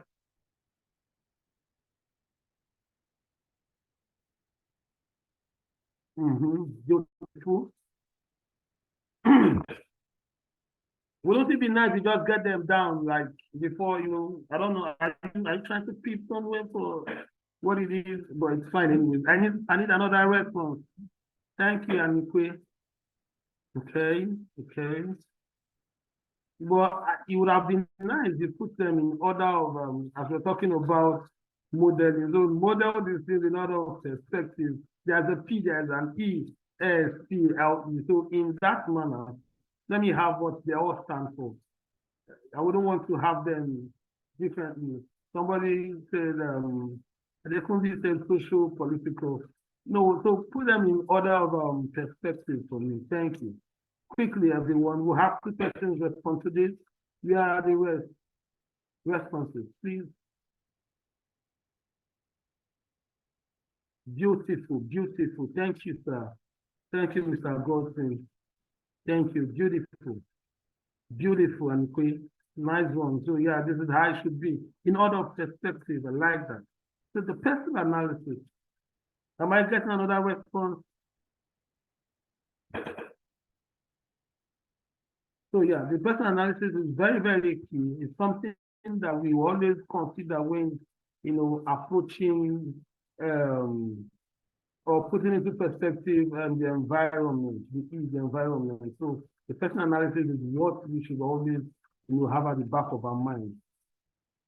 The politics, the economy, the social, the technology, the legal, and the environment in itself. So it's a proper analysis that we should always have at the back of our mind. All right, beautiful. Thank you, Godson. Thank you, and thank you everyone that has responded to that. So we need to consider our first banking example, just like the banking example was told before, and analyze it using the CAR tool. So who are the customers, people with accounts in that branch or in other branch? People that visit the branch to make an account transaction. So they are customers. We need to put them in that order of priority or perspective. Just so we have a smooth business, we need to consider who are the customers. Oh, Andrew, sorry. Am I being, is my voice not really audible for every other person? Let's know if Andrew will increase his volume or something. Yes, your voice is very loud enough. I guess it's from his audio. All right, so Andrew, please check your audio. If you're using a headset, see if you can increase it a bit. All right, thank you. Okay, thank you very much, Andrew. So using that bank teller example we saw initially, we need to consider who are the customers that come into the branch or any branch of the bank to carry out transactions. We need to put them in order of perspective. What are the bank tellers? How is the office? Is it conducive enough? Who are the branch managers? Are they really, positioned well to ensure that business is done effectively and efficiently? We need to put that in that order also. They are the means of making the change from a state where there are customers who require one or more a variety of our banking services to where they are certified customers who have received adequate services from us. So all the activities that have been carried out, we need to put that in priority because they encompass the provision of bank counter service, such as cash deposit, withdrawal, answering accounts and inquiries, and setting up standard orders. It's very key. So everyone do well to append your name in the attendance list. It's been shared. For those that have not filled their attendance, please, it is very key that you have that. Excuse me. All right, so all the activities, right, to ensure that customers receive adequate service should be considered. The world view, customers continue to deal through a bank branch rather than by phone. Yeah, so everybody, like so many people as of today, are very scared of utilizing or using the internet banking, the likes of the OPay, PalmPay, Kuda, and the like, all of these banks that does not have, an office that you can work in. I have people saying, I cannot leave money in my OPay account. So, what if tomorrow something happens? Where am I going to? Who am I going to owe? Please, it's just money that I use for my day-to-day, So you see that people find it hard, or so many people find it difficult to trust solidly or to have trust on internet banking. So many people lodging their problems to the bank online, they find it not being effective. But all of these channels are there to help, solve your problems. You can call on the phone, you can send emails, and you see people attending to you quickly. Just that most of our banks have labs or would I say efficient staff, though there will be so many backlogs and all that to making sure that customers are satisfied at the end of the day. So you see that because people value personal service and human contact, just as I was saying. They'll want to make sure they're going to the bank, walk into the bank, walk to the customer service. Hello, good morning. And the customer service will be like, okay, madam, what do you want? Sir, what do you want? People prefer that way than who am I calling on the phone? If I send an email, who is the person that's going to respond? You know, like the OP and all that. I don't so please do, I'm scared though. I just put more money there and all that. So using the castle in other perspectives really helps.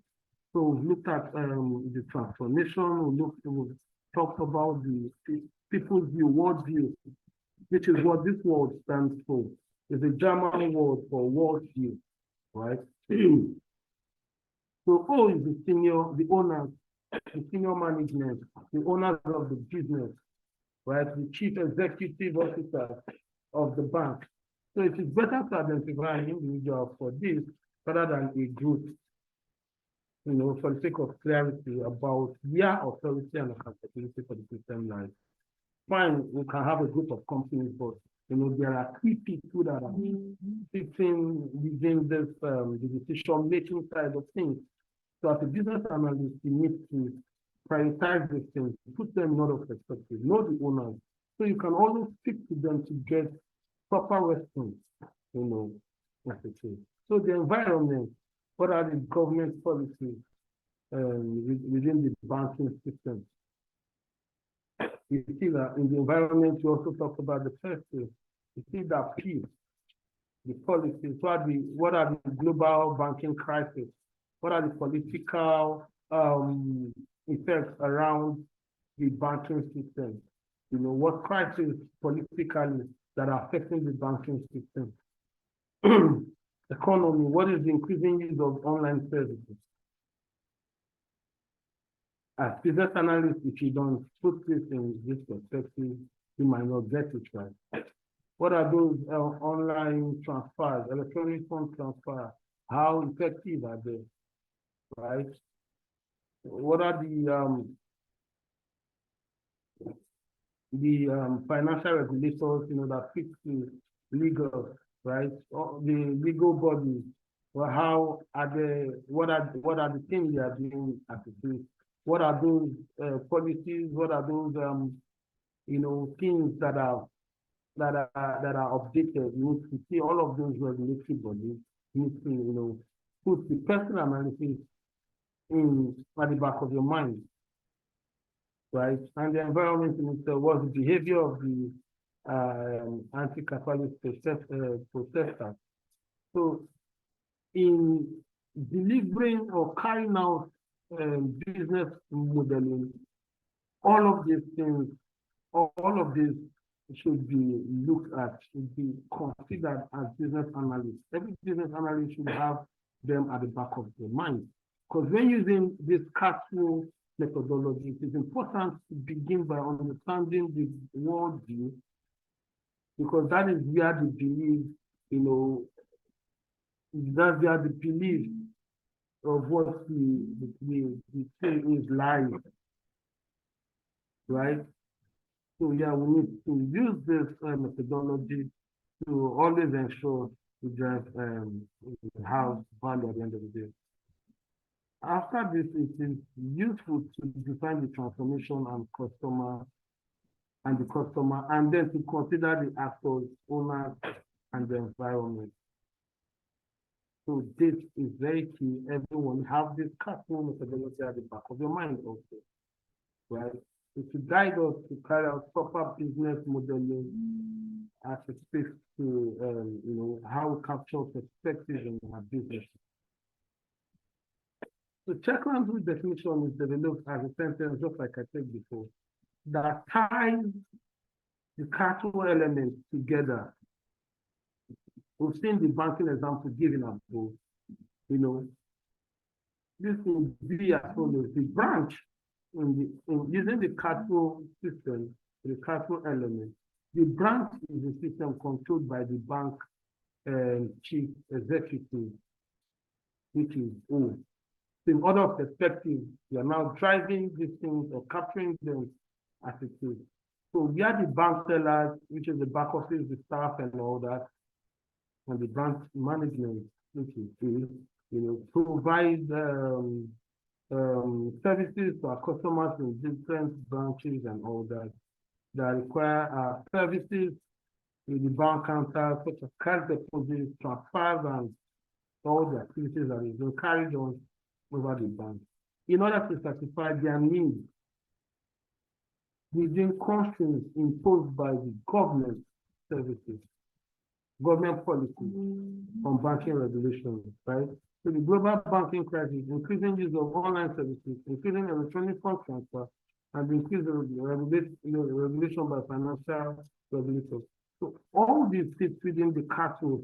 If we put all this in order priority, at the end of the day, we'll achieve results or we'll deliver results.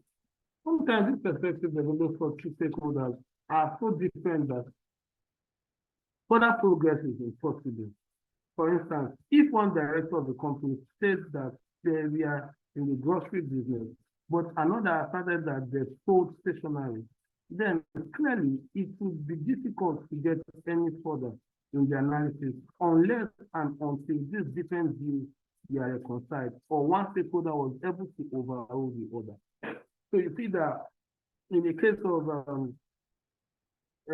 two industries in one business, and there's no clarity, there's no proper understanding of how they do their things. So a business analyst will want to struggle. Else, the business analyst gets to engage properly and get the right question.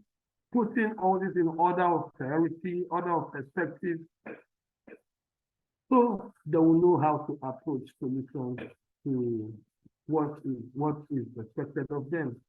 In Nigerians, however, the differences are more often ones of emphasis and priority, as I said, that within the same business area.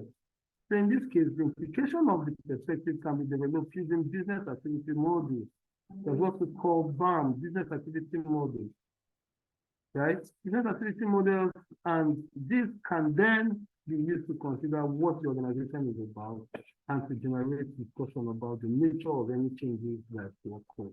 So there's what we call a business activity model, which I believe we'll go into in a few slides from now.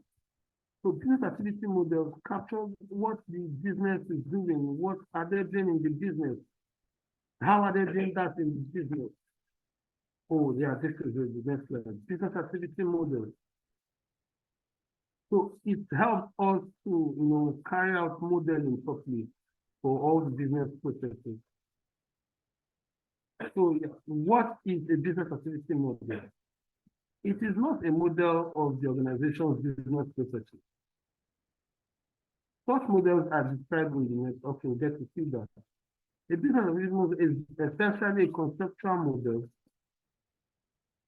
at the term used by Techland, that shows the business activities we would expect to see in place, given the business perspective from which it has been developed, in order to achieve the transformation successfully.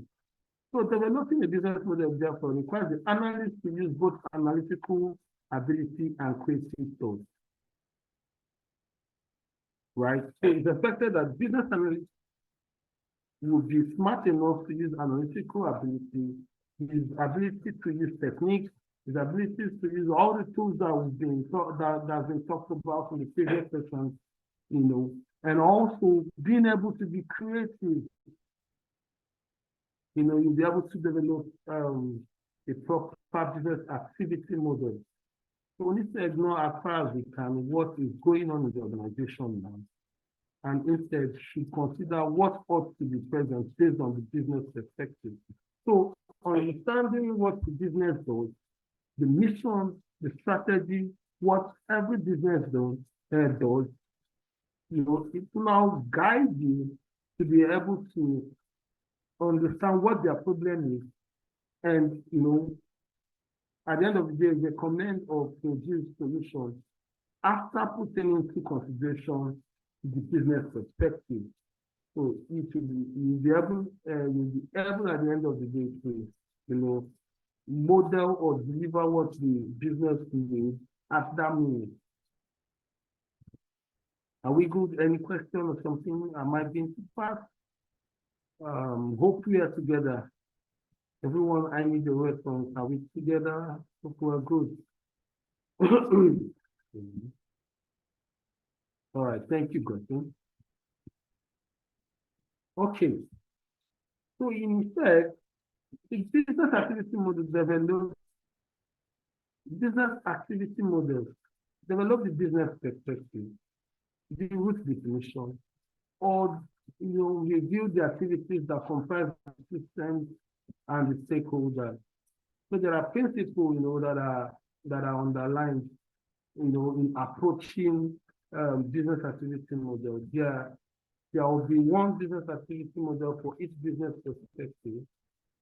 You should understand that there will be one business activity for each business perspective. So one is you understanding what the business is, what the business does already, and what it is the business wants from you. And also an approach to capturing the activity within the business area, within that business in itself, or within the industry. Right. So a separate business activity model is needed to describe each perspective. So we're looking at different models. So we use them to describe each perspective. This will subsequently be overlaid to form a consensus model, possibly covering all the relevant perspectives. So this also helps in the analysis of business situation. What is the problem of the business, and also identifying areas of improvement. This model also is not concerned with who carries out the activity or where they are carried out, but it's very concerned about what the business is doing and how well the business should do. That is what this model is talking about. So all business systems can be described in terms of 5 types of business activities and their dependencies between them. So there should be a planning activity, there should be enabling activity, planning, okay, what is the business doing, how is the business going to do, what are those resources required to carry out this business, how do we now do the carry out those activities in itself. And when carrying out those activities, we need to monitor them. How well is the activity that is being carried out or that you're doing within the business scope? How well are you doing it? You need to monitor them so you can be able to put controls around them. So you'll be able to, when you don't, carry out proper planning or, have to understand what the business in itself is doing, you wouldn't apply proper planning, you wouldn't apply proper resources, you wouldn't even carry out the operations or the activities within that business, and you wouldn't monitor well. You wouldn't do proper monitoring to understand the risks, to understand the backlogs and all of that. And when all of those things is being clear to you, there will be proper controls around them. So we can use these 5 activity types as a basis for developing a business activity model. Taking planning into consideration, enabling that has to do with resources, the people, the activity that those people are doing or that's being carried out, monitor what they are doing, and also put controls to these things. Right. So they've broken down the planning activity. This defines the rules, dictating the type of resources required and how the performance of these resources is to be measured. So the company providing high quality holidays to customers. The planning activity could include deciding the number of staff required and the skills they should have. All these fit within the planning. Stakeholders, top management needs to understand this thing, right? They need to understand what are the number of staff, are they skillful enough, do they need training, what kind of training do they need?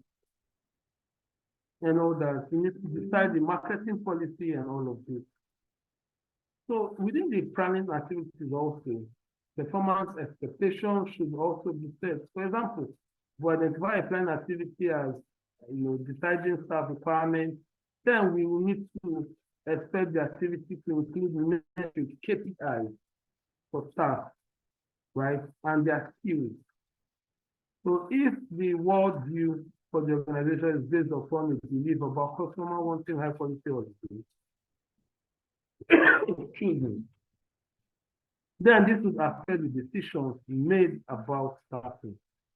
So yeah, customer service would be important. This might mean, ensuring that there are sufficient staff so that customers do not have to wait for too long. Using the bank example we talked about, and staff needs to be excellent enough to attend to customer needs and all of that. So we expect these factors to be reflected in the performance target. So carrying out business activity model, nice planning has to be done. Proper planning has to be done. And all that, right? All right, so enabling activity, we talked about this too. This is to ensure that the resources, the facilities to carry out all of these things are in place, right? So the resources could be raw materials, infrastructure in itself, the staff, and so on, right? So recruiting and training the staff to be required to attracting customers, negotiating rates with hotels and all. So yeah, this is like taking us back to the scenario of the banking and all that. So yeah, the planning activities would influence how the enabling activities are carried out. If you don't have your planning right, you wouldn't measure what amount of resources is needed, what amount of staff is needed, and all that. So it's very key that the proper planning is done, then proper enabling is done. This guides or makes up our business activity model. For example, we expect the activity of recruiting staff to take account of the planning decisions about staff requirements, right? So yeah, there's the third one, doing activities. This relates directly to achieving the transformation described in the business perspective, and are sometimes also referred to as the primary task activity. So all the day-to-day activities, how all your job is being done and all that. So this is what the doing activity is. They contribute directly to the purpose of the business. We looked at the travel company previously in the previous slide. We see that the transformation required could be, converting potential holiday makers into happy or paid off holiday goers, Doing activities to support this would include booking high quality holidays and supplying detailed travel plans.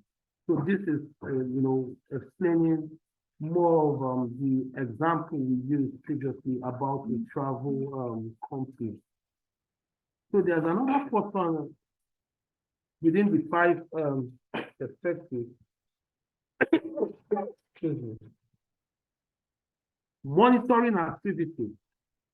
These, have to do with metrics. You need to check the performance, kind of performance evaluation of what is being done, how all of these things are going.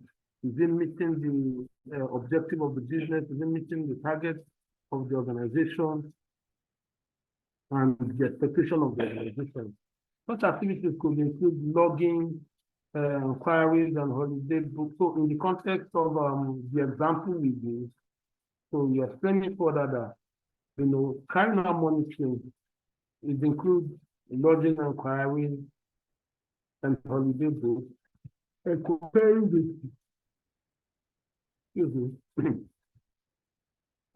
with the conversion targets and recording sales against each salesperson, and comparing them with the individual sales targets. So monthly sales targets, quarterly sales targets, you need to monitor the sales people. Are they really meeting up with those targets?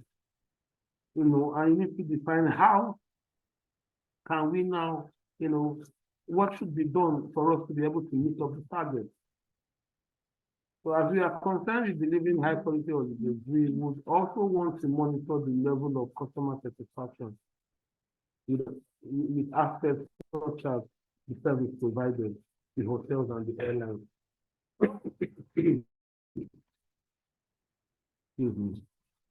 All right, so yeah, the fifth one, after monitoring all of this, you need to put control. You need to put control. On the other activities, when monitoring has been identified, right? That some action is needed. So this is usually when the performance expectations are not being met. So when, after carrying out the monitoring, after checking what is being done and how they are being done, there should be control to ensuring that the target is being met. What action is needed to ensure that we are meeting up with our targets? For example, if targets are exceeded by a wide margin, such action may involve changes to any of the activities, including the monitoring activity. For example, if the sales targets for a range of products are not being achieved, possible control action may include reconsidering the price, within the target of providing additional training to staff. So the idea of having this business ability model is to ensure that we are meeting up the target. Going by the economy, can we really stick to this target? Can we meet up to this target? Or can we increase our target? All of these all of this needs to be looked into. All of this needs to be considered. And also, we talked about dependencies in the business ability model. Activities that are connected by arrows, such arrows, represent logical dependencies. So in modeling this business itself, there should be dependencies. We saw what Peter Checkland did.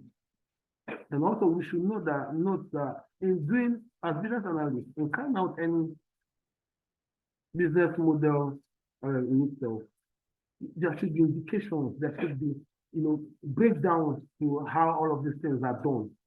Yeah, which involves arrows, right? To represent things, not all the time, you're writing notes and notes and notes. After reading, at the end of the day, it doesn't make sense to you. But a proper modeling of all of those information, simplifying all of those information using visual, using Xmind as a tool to break down requirements, to break down information that has been gotten from the stakeholders, using tools like Bizagi, Draw.io, to break down these processes, to model these processes, to showcase what have been captured, right? So there are dependencies, right? So this means that for activity B to occur, activity A must have occurred. Yeah, there's a start point to things, which goes down to showing us what activity that has been carried out, that gets to B. So this relationship allows for the possibility that activity B may be one that happens daily, even though activity A happens daily. So, but there must always be a starting point. We should always have at the back of our mind as business analysts that there's a starting point to the next one. There's what is called modeling notation. The good news here is that there's no universally agreed notation for creating bounds. So as business analysts, there's no standard around it, right, for how we can capture or model our business activities. Right, there's no standard. So how well you can understand what tools are you friendly with? What tool can you use to break down things, to capture business, to model business activities? It's all on us. That's why we should be exposed to tools. We should know how to use different tools to achieve different results that is expected of us as BAs. Right? So which leads the analysts to design their own. Yeah, so just like I said, we should be used to tools, we should get to, know how to use different tools to deliver different value in order of what is expected of us. So some system specialists like to use cloud symbols. Since this emphasis, the essentially conceptual. So if we see what Peter Checkland, right? So he used some kind of a cloud representation for him, right? So that's for stock system methodology. Okay, which you can also see here, right? You plan the company strategy. You know, the arrow goes down to, after planning, you need to recruit staff and train them. In the context of the example previously, in the previous slide, that talked about travel holidays and all that. Yeah, you after training staff, you sell holidays, you monitor your sales also. And you take control action to ensure that, okay, you're meeting up with the target and that business is going smoothly and all that. So you see the cloud representation for this, or cloud notation for this. All right, so yeah, this activity should be given an identifier and it tries to consisting of an imperative verb or a noun. You know. So in modeling any business, in modeling anything as business analyst, there should be, you know, an action point, or you should give what you're to model a name. You should indicate controls around this thing, right? You should get feedback and all that.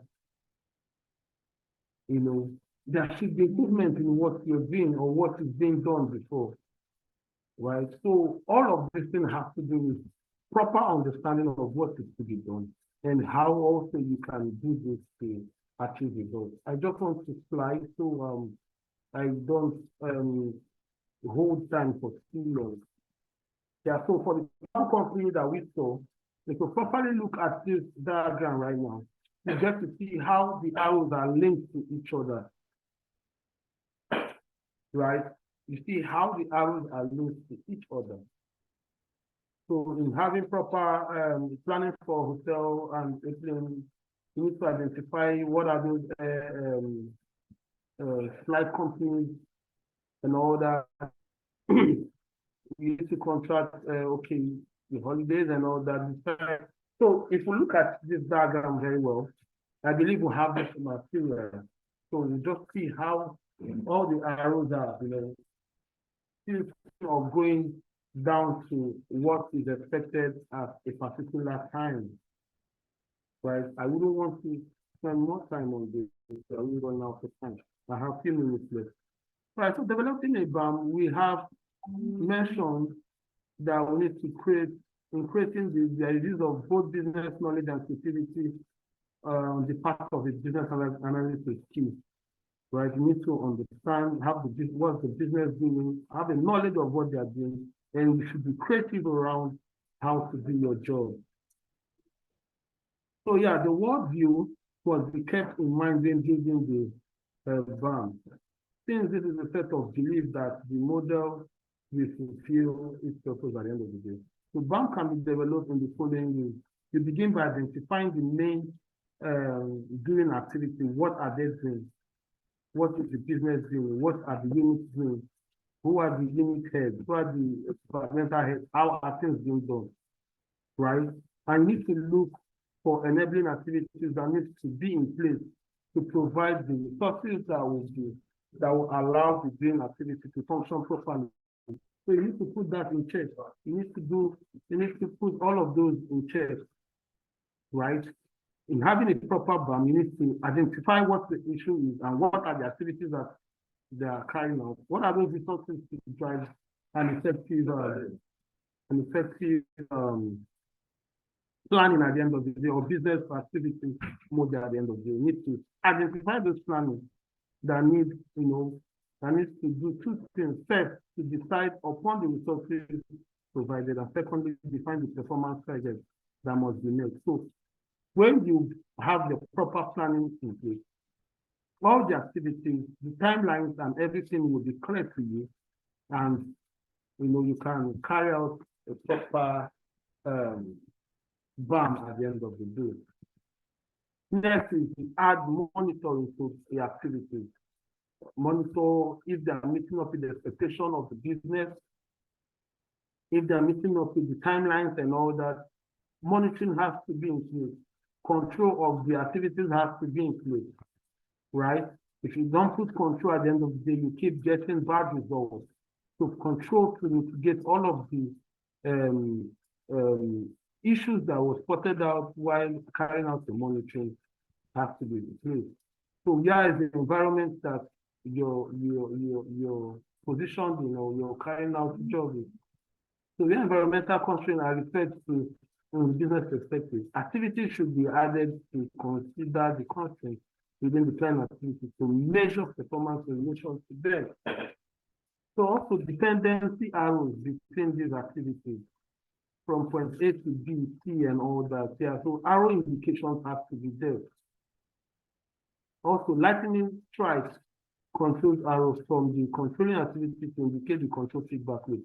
All right, just as we saw in this diagram, so there should be arrow expression in modeling businesses, in modeling activity in businesses. So producing a consensus model, the BAM produced up to this point have each been derived from an individual business perspective, derived from a key stakeholder. Potentially, therefore, we could at this point have several banks, each representing the slightly different views of the organization. At the end of the day, the eventual goal is to derive just one definite BAM of the activities needed by the business by merging individual models into one. So modeling has to do with arrows. Your the start point, you need to define that or identify that clearly. And all the activities that have been carried out to get the final result at the end of the day. Are we good? I'm just trying to rush on.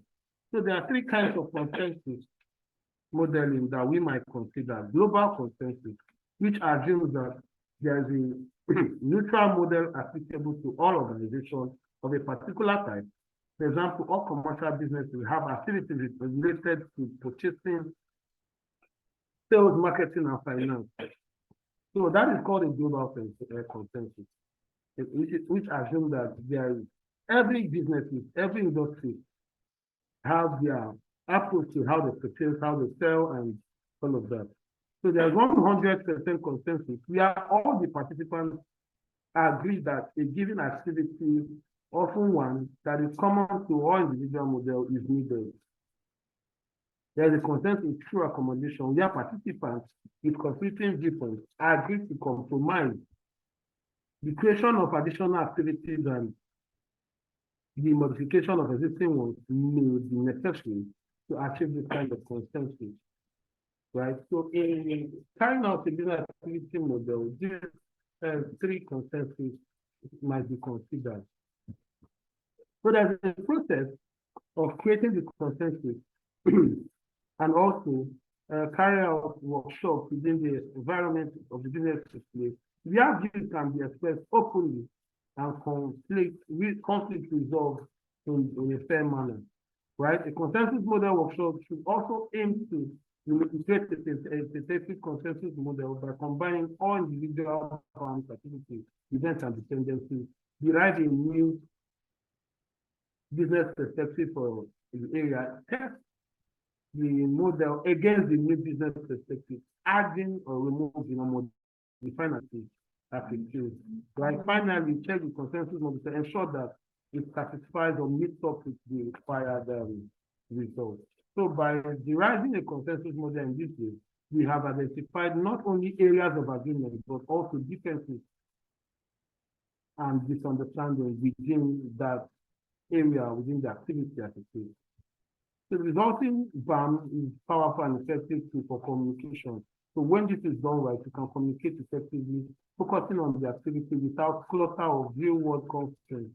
The development and discussion of this to provide the business analyst with a better for eliciting or clarifying requirements. So you see that you can be able, putting all of these in place, you can be able to solve and classify what requirements are you've gathered.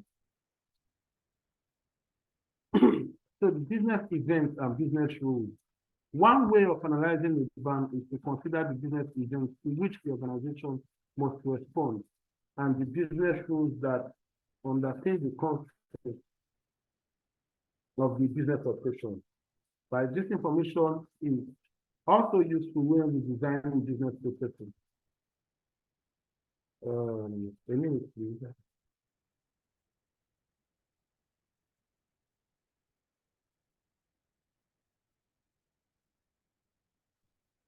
All right, so business events, right, it happened in the real world. For example, customers place orders, supplier sends invoice, excuse me, and employee resigns. So all of these events trigger the business systems to do something, typically an activity or a series of activities to respond to the event. So a business event, it gets to do with, you know, the customer places order, an RFP comes in, you know, and all that. So yeah, it has to be signed, invoices have to be sent and all of that, approvals have to go on and all of that. You know, so to respond to this event, the approach selected for business activity modeling must have a niche of documenting business events and relating them to the activities that they trigger. And in fact, a business event tells us when a business activity should be triggered. It sparks into life to the process that carries out the activity. Hence, identifying these business events will help us to think about the processes clearly for the business and how to respond to them. Right? So, excuse me. Business events, all the activities driving or to drive business events, putting in order of priority, having action plans, understanding what it is and how to go about it. It really help us as business analysts to, you know, effectively do or drive value at the end of the day. Yeah, so there are three types of business events that we need to consider. There's an external, there's an internal, and, you know, scheduled points in time. So these are three types of business events to consider. What are the external activities? These events originate from the outside of the business system. In the context of the travel company we saw in the previous slide, an external event would be a prospective customer telephoning with a holiday inquiry, just like I said, RFQs and all that. Others, let's welcome. External events would also include the customer arriving at the company's front door. And these are people that need to get something from us as a business. Internal decision points also, these are usually internal decisions made by the business owners, the managers, right? The senior manager of the travel company, in the context of that travel company, you know, decide to award discounts, they can decide to give discounts and all of that. And so also there's a scheduled point in time. These are events that occur regularly. For example, at the start of each day of the travel agency, staff produce travel documents for holidays that are due to begin. So scheduling also, yeah, you need to understand what the customer needs in the context of the travel agency, what and when is the travel supposed to elapse and all that before documentation and all the signing and approvals will be done, right?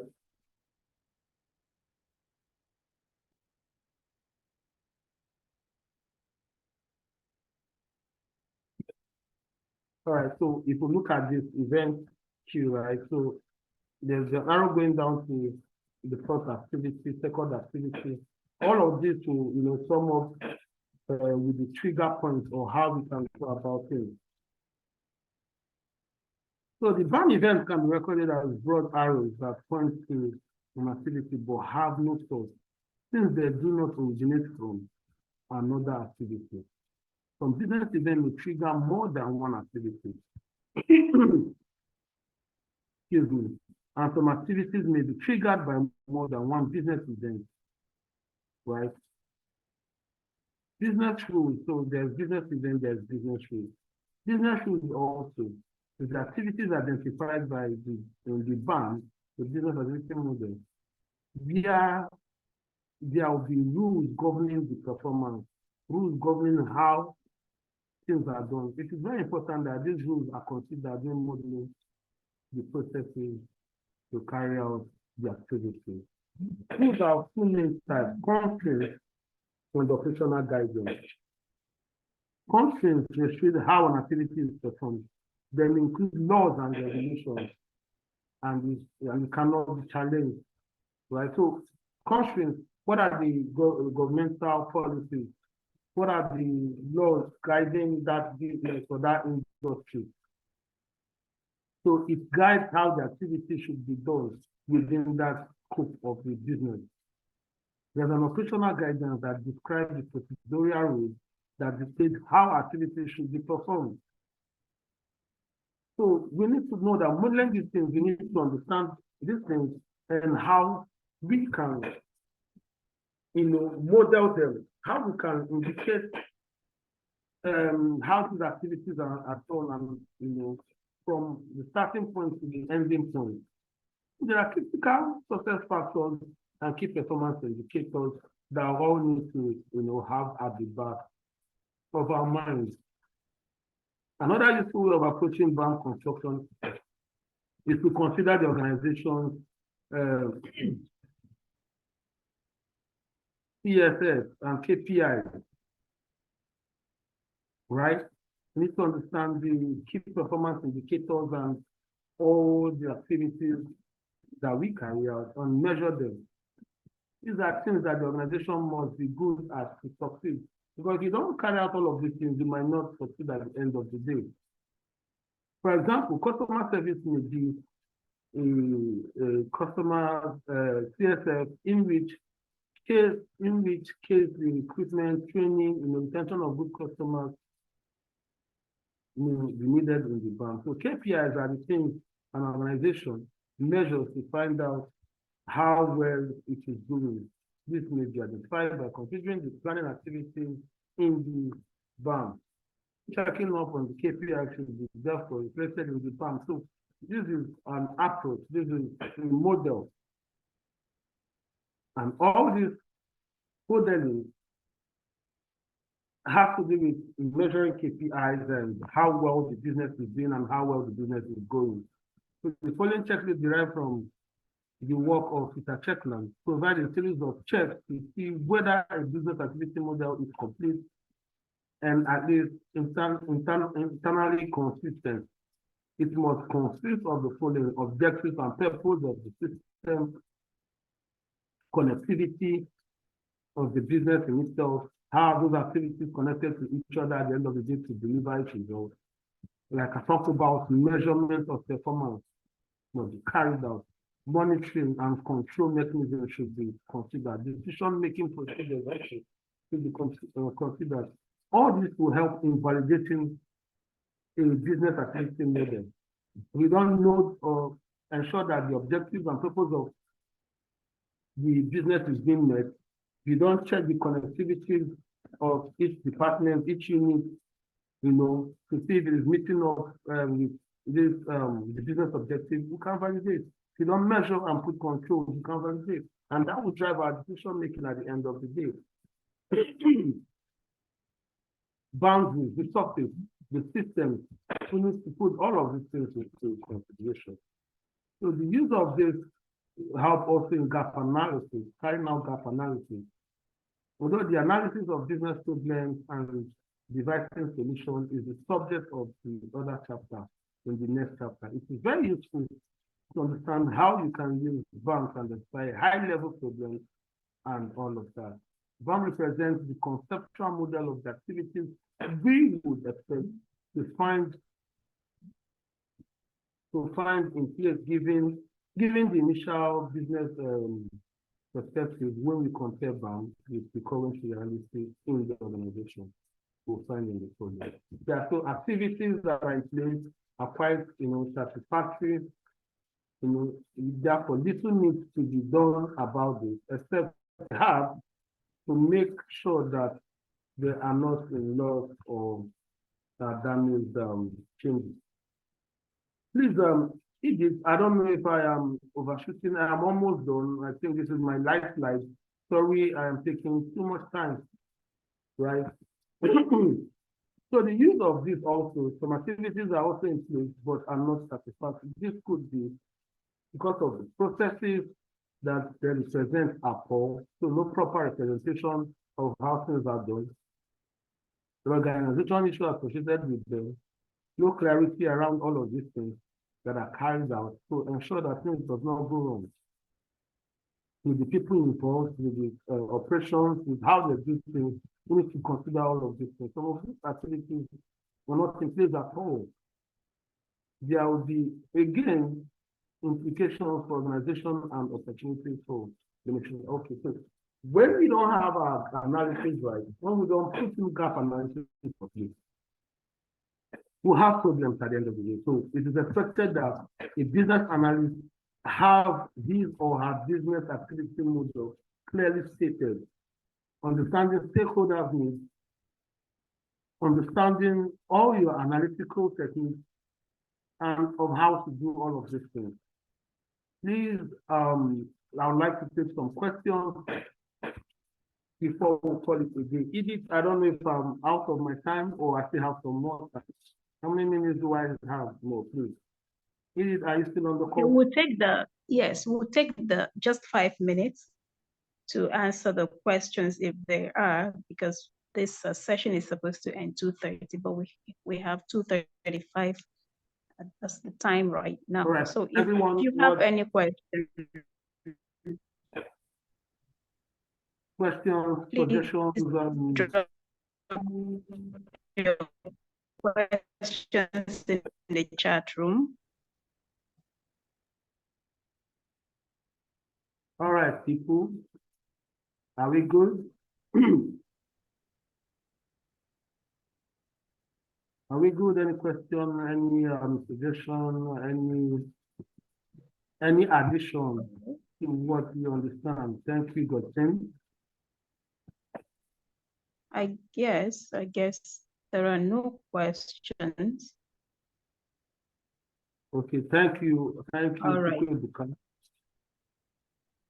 Okay, thank you, Hope. Thank you. Thank you, sir. Thank you, everyone.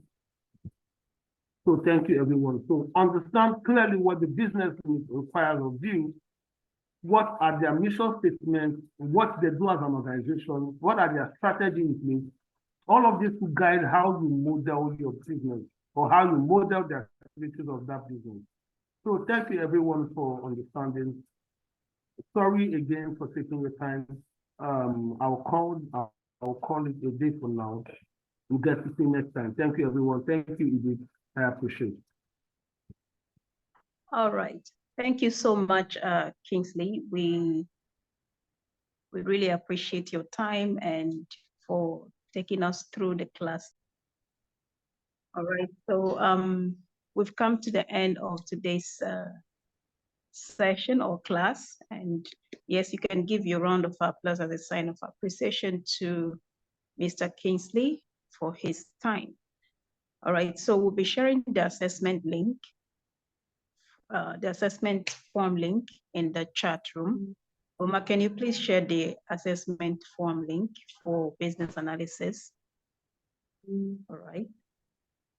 And please take your assessments and follow through with every information we pass in the chat room, especially on WhatsApp. And until we meet again next weekend, right? Do have a very blessed weekend and have a prosperous week ahead, talking about next week. And we see you again come next week, Saturday.